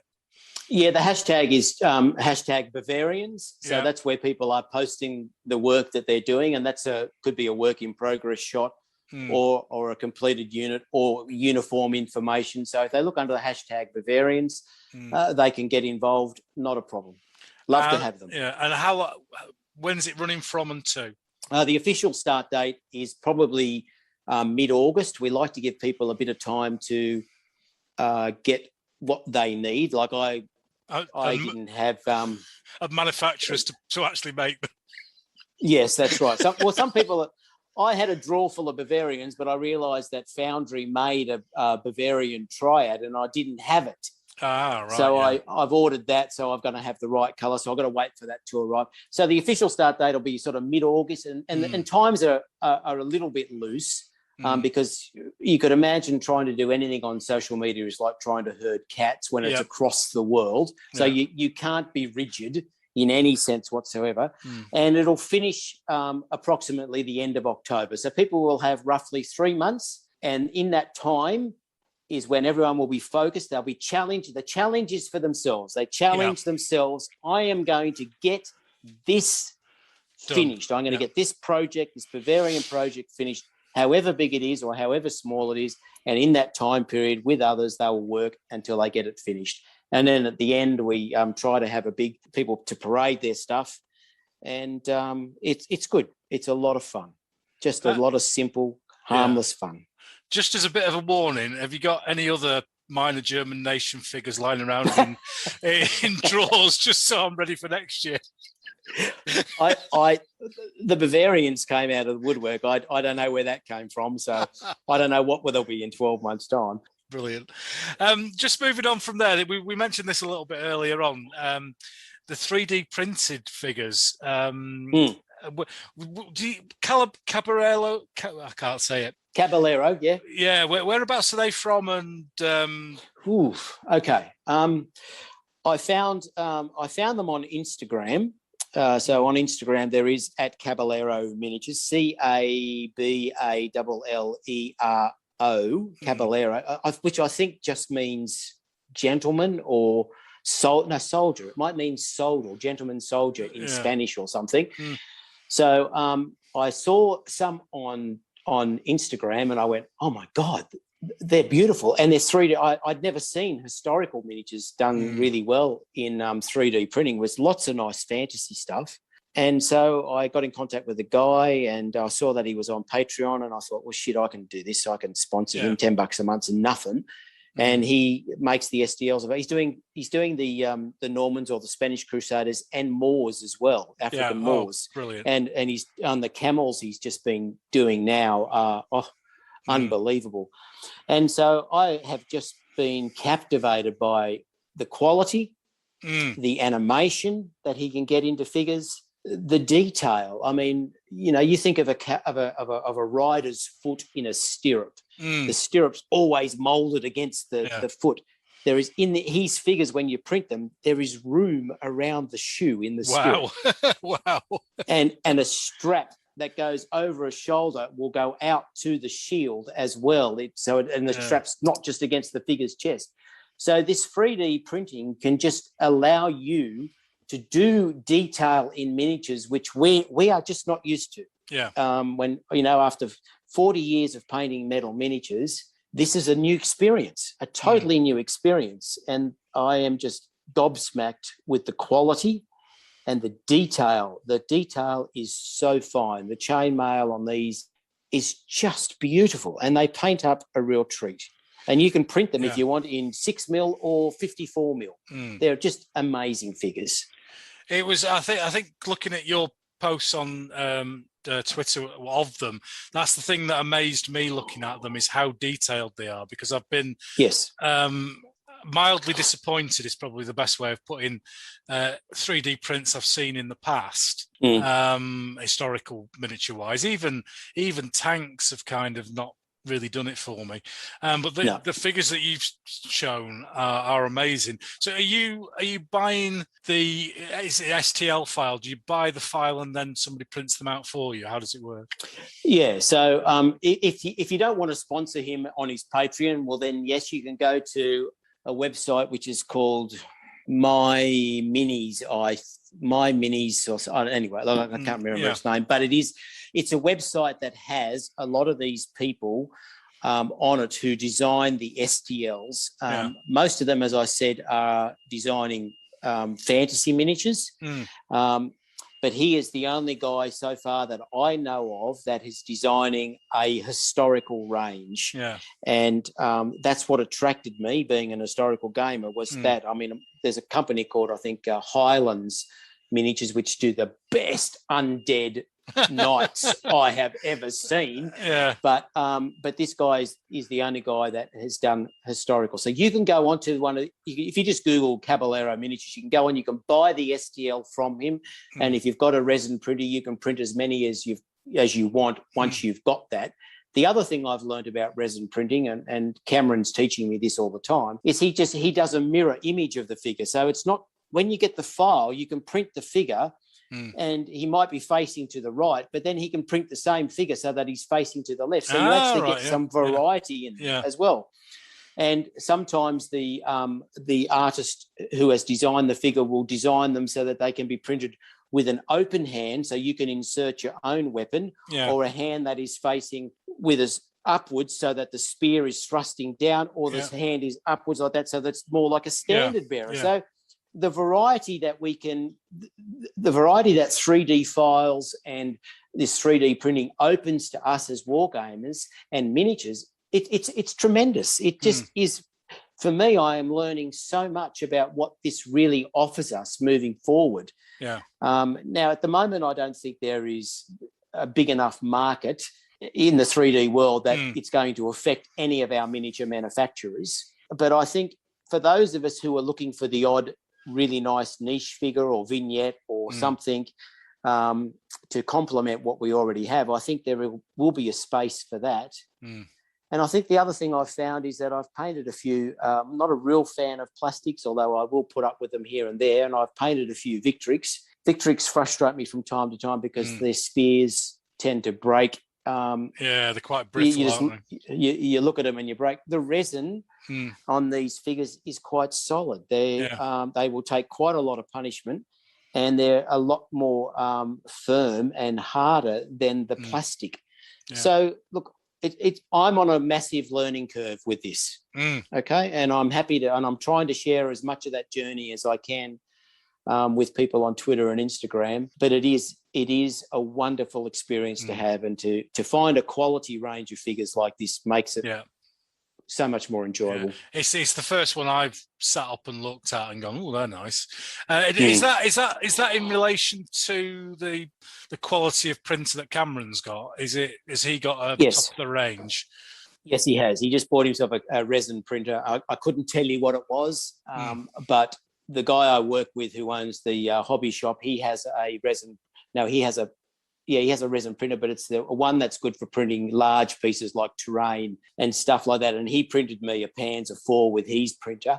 And when I got it, I sort of looked at it and I thought, shit, this is pretty bad. But it's, you get all those lines on them and you got to try and anyway, I've had nothing but frustration trying to clean that thing up and make it look half decent. But when Cameron prints with this resin that he uses, the figures come out no flash whatsoever. Okay, they are clean completely, and the only thing you may have to remove after, because he takes away all the supports and stuff from the printing, is there may be a little bit of a support left here and there, and you just touch it with a knife and it drops off, and they're a joy to work with. They're just so fast.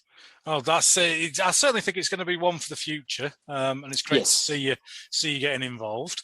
We've just got a couple of things to talk about before we finish.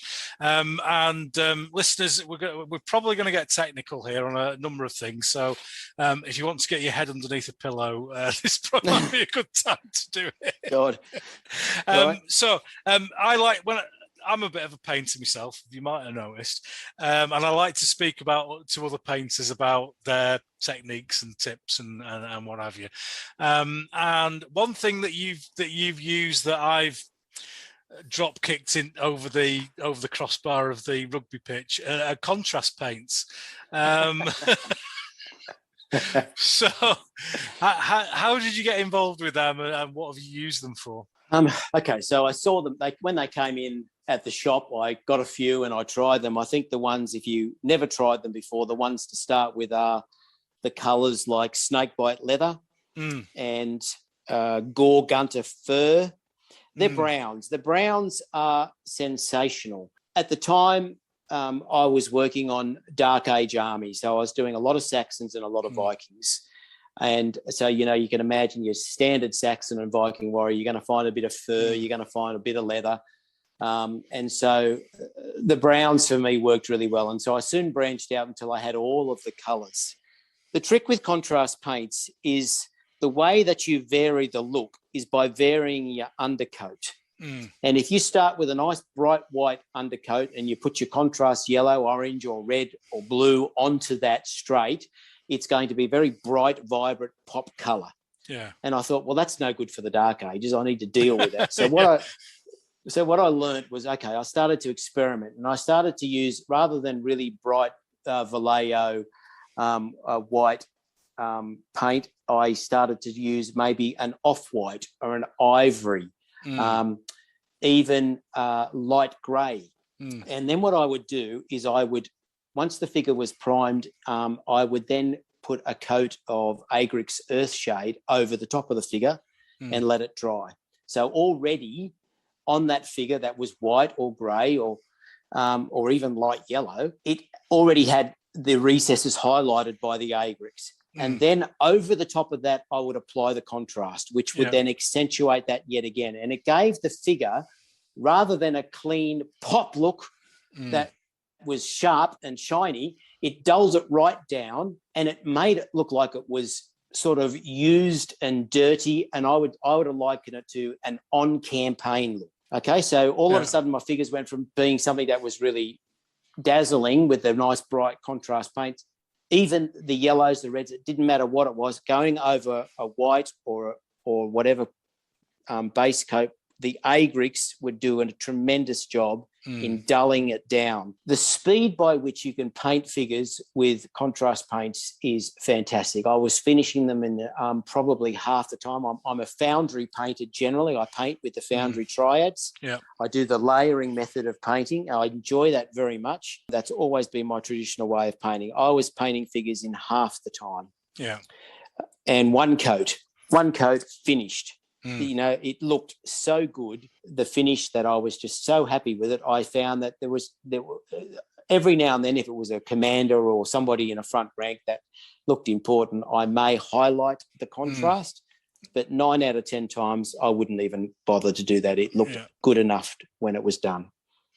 So I found them to be wonderful.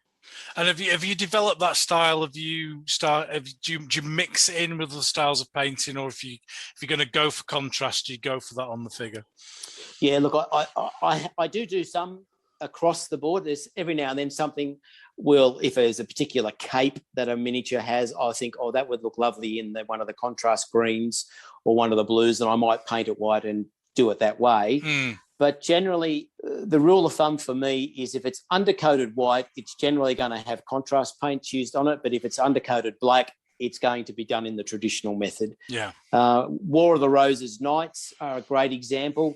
Anything that's a man-at-arms that has a helmet and chainmail and bits of armour, contrast paints are just too hard. They don't do metal at all. And so it's just too difficult picking out bits and pieces. So I'll just paint those black and start straight into with our favourite, what's it called, Tinny Tin. Tinny Tin. I was going to talk to you about Tinny Tin. Yeah. What and a then pain. go for my silver. It's fantastic. So I will paint those traditional, but if it's an unarmoured billman, I will undercoat him white, do the Agrix Earthshade over the top of that, and then I will paint him in contrast colours. I wish I could show you two of the figures done the old way and the new way together.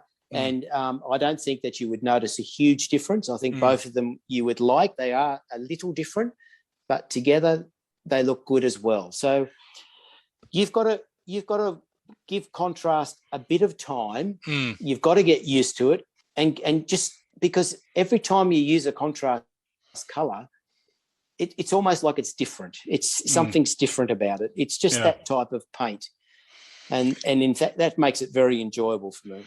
Yeah. Have you tried it with a lighter colour shade of the same colour underneath? Have you tried that?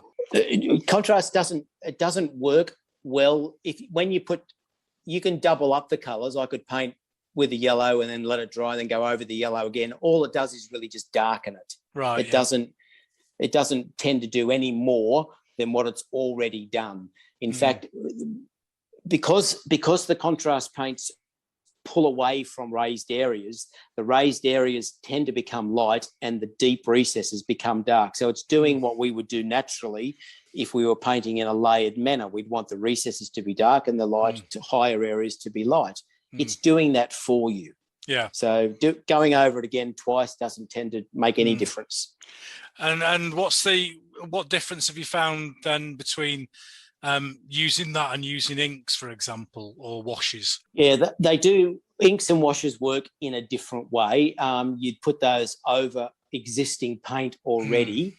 So what contrast paint is saving you the time of is by one coat of contrast paints, it's generally doing the same as me painting a base red and then highlighting with a red ink. Yeah. So you kind of cutting a stage out. And how long would you say it's taken you to get up to speed, if you like, with contrast paints? I would say a good 12 months of just trying. I think you've got to be willing to experiment until you find your style that you like with them, and you find the undercoat that you like with them. I was very tempted to try and do a unit of Bavarians with contrast paint. Yeah. I still might. I don't know, but I think I could make it work. I think the only thing that wouldn't work for me is the white. The white is not good. The white looks okay on a horse or something, but I like the straps on the Bavarians, those white straps going across their chests. I'm just not sure that I can make that look good enough with contrast paints. I'm not sure I get the depth that I want there in that. Contrast paints work well on things that have lots of grooves, like a cloak or a skirt or something. If you think of a space marine, space marines don't look good with contrast paints because they've got smooth surfaces, and contrast paints just pulls away and runs off all the smooth surfaces.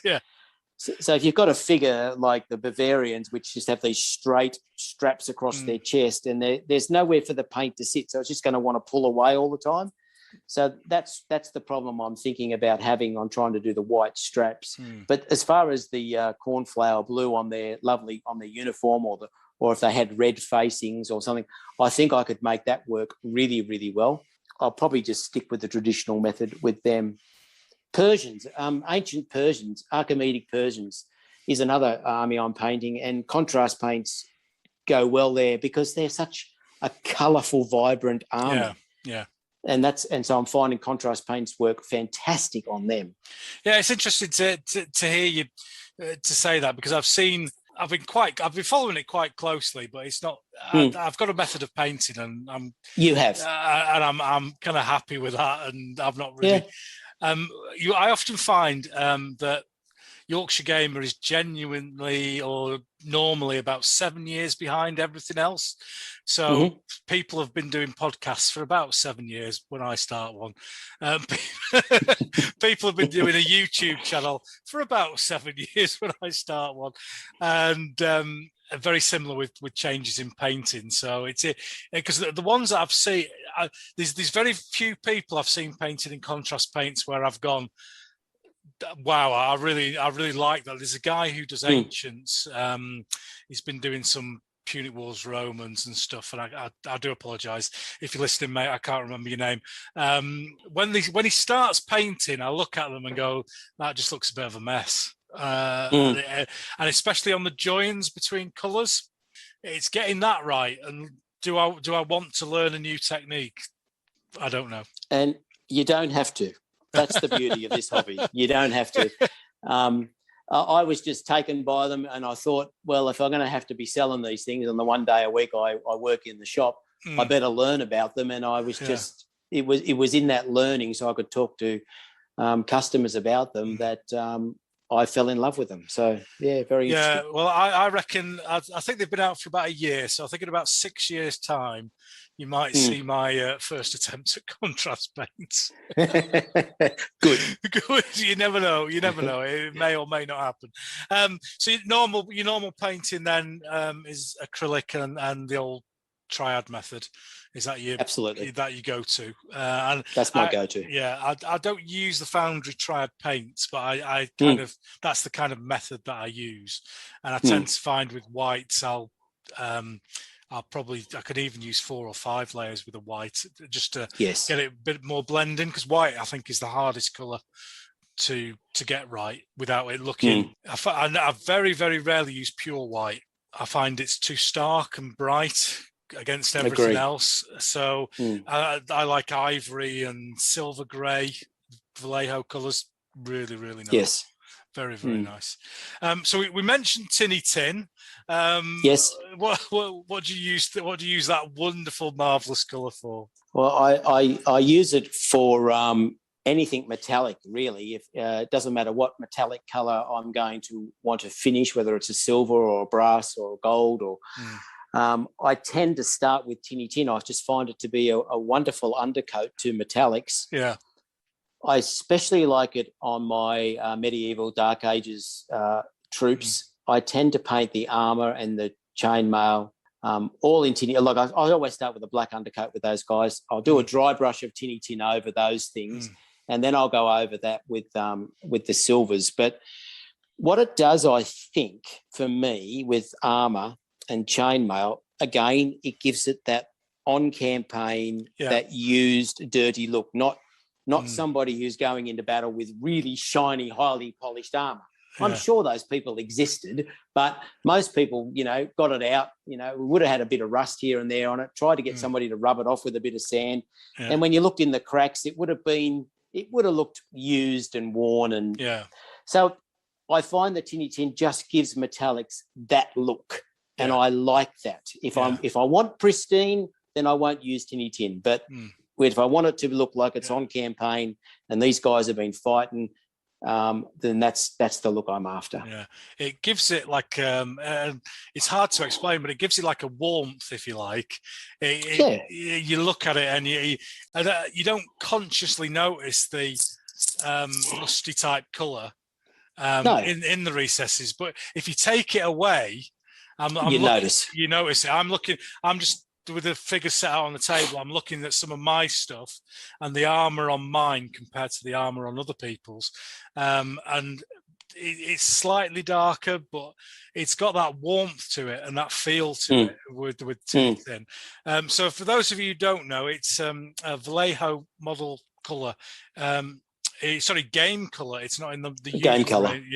In the usual model color range. So check that one out if you want to. And just finally, then, just before we come to an end, let's have a talk about photography and the stuff that you put on Twitter. You like a good vignette. You like a good picture. So what draws you to that style of photograph? Self-taught, Ken. I've got a 35mm camera, a nice Olympus, and I noticed a few good photos here and there on my early days on Twitter, and I thought, wow, I'd love to learn how to take decent miniature photos. Yeah.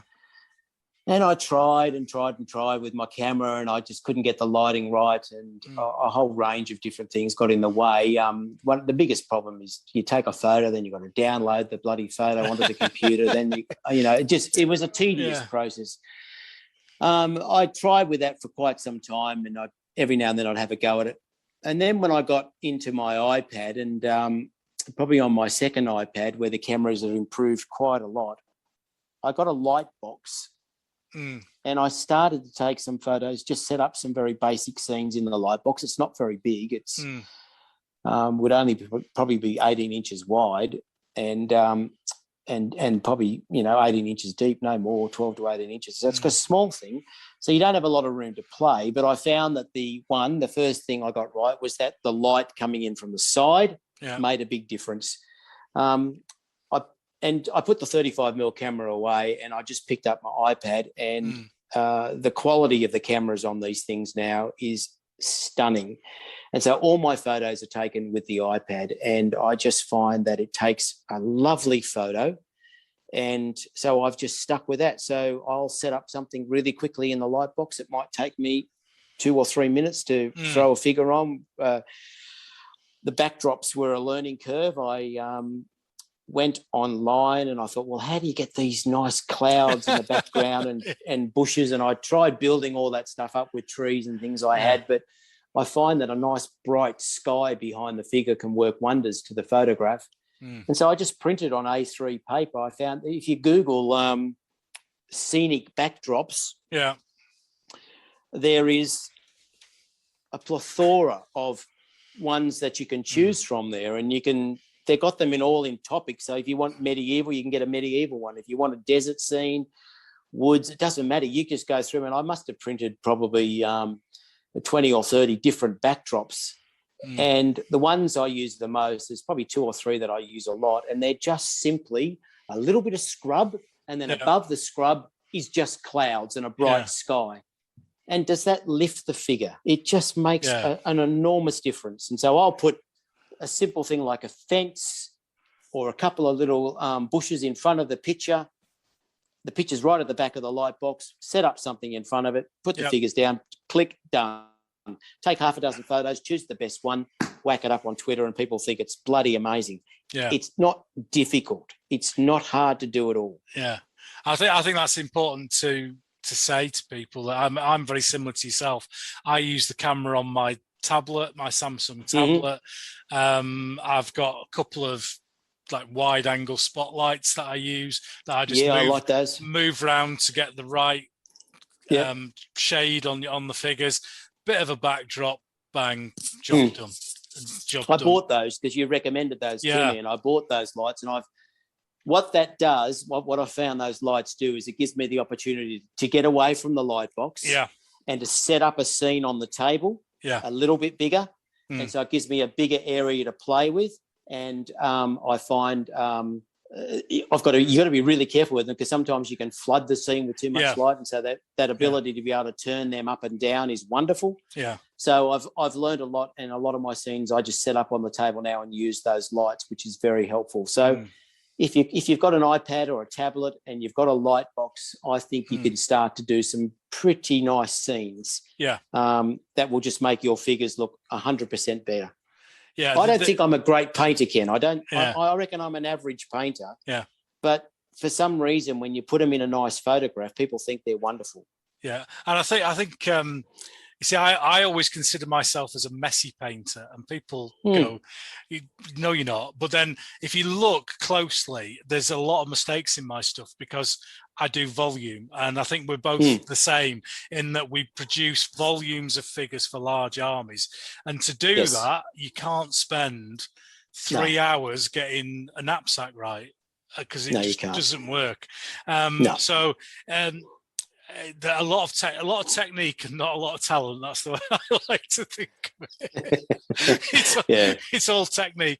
But to put those figures in a setting, even if it's just a couple of buildings in the background and, like you say, a fence in front, or maybe a bit of rough ground or scrub, just brings them out, doesn't it? And it does. There's a couple that I've done that I've got like a 1970s cops and robbers scene. They're good. Yeah, and there's a couple of times I've set them up and taken a photograph and gone, that looks like a real street. And it's just that's the compliment. When people say to you, I thought that was a real photograph, you go, I've won. Yeah, but if you zoom the camera back, all the buildings are what's called half profile, because they're for railway, so they're just empty card at the back.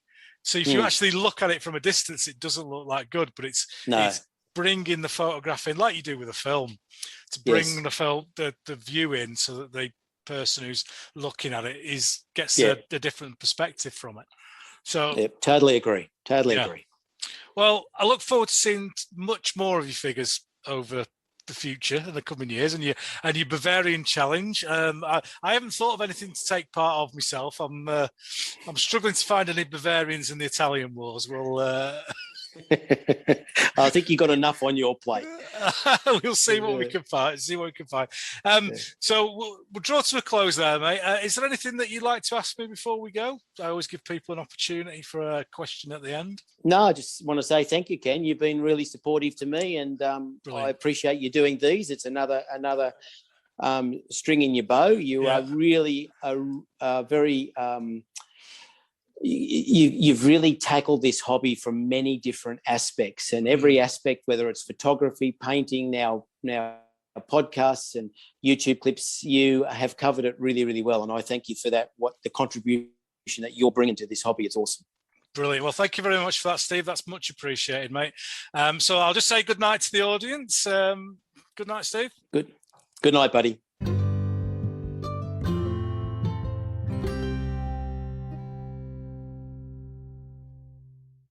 Great interview with Stephen there. Lovely to connect with people from other parts of the world. And if you've not following Stephen on Twitter already, the handle is @OldWargamer, and I'm sure he'd appreciate a like and a follow, and get him towards 7,000 followers, which would be absolutely superb. Some very kind words at the end of that interview there from Stephen. Thank you very much for that. The check's in the post, mate. Much appreciated. We've gone over the 2-hour limit that I normally like to set for these things, so I'll be quick and concise during this outro period. Just so you're aware, this is a 5-week month, so my normal release dates are the 2nd and 4th Friday of a month. And this month there's 5 Fridays, so I get a little bit of a break from it, which is nice. And I'm just waiting for confirmation of my next guest, but there will be one released on the 13th of August, and that'll be a usual episode. And then the 1 or 2 weeks after that should be the catch-up episode that I've been talking about, where I'm going to speak to some of my previous guests. So I hope you have a cracking 3 weeks, and I'll speak to you again then. Sithee.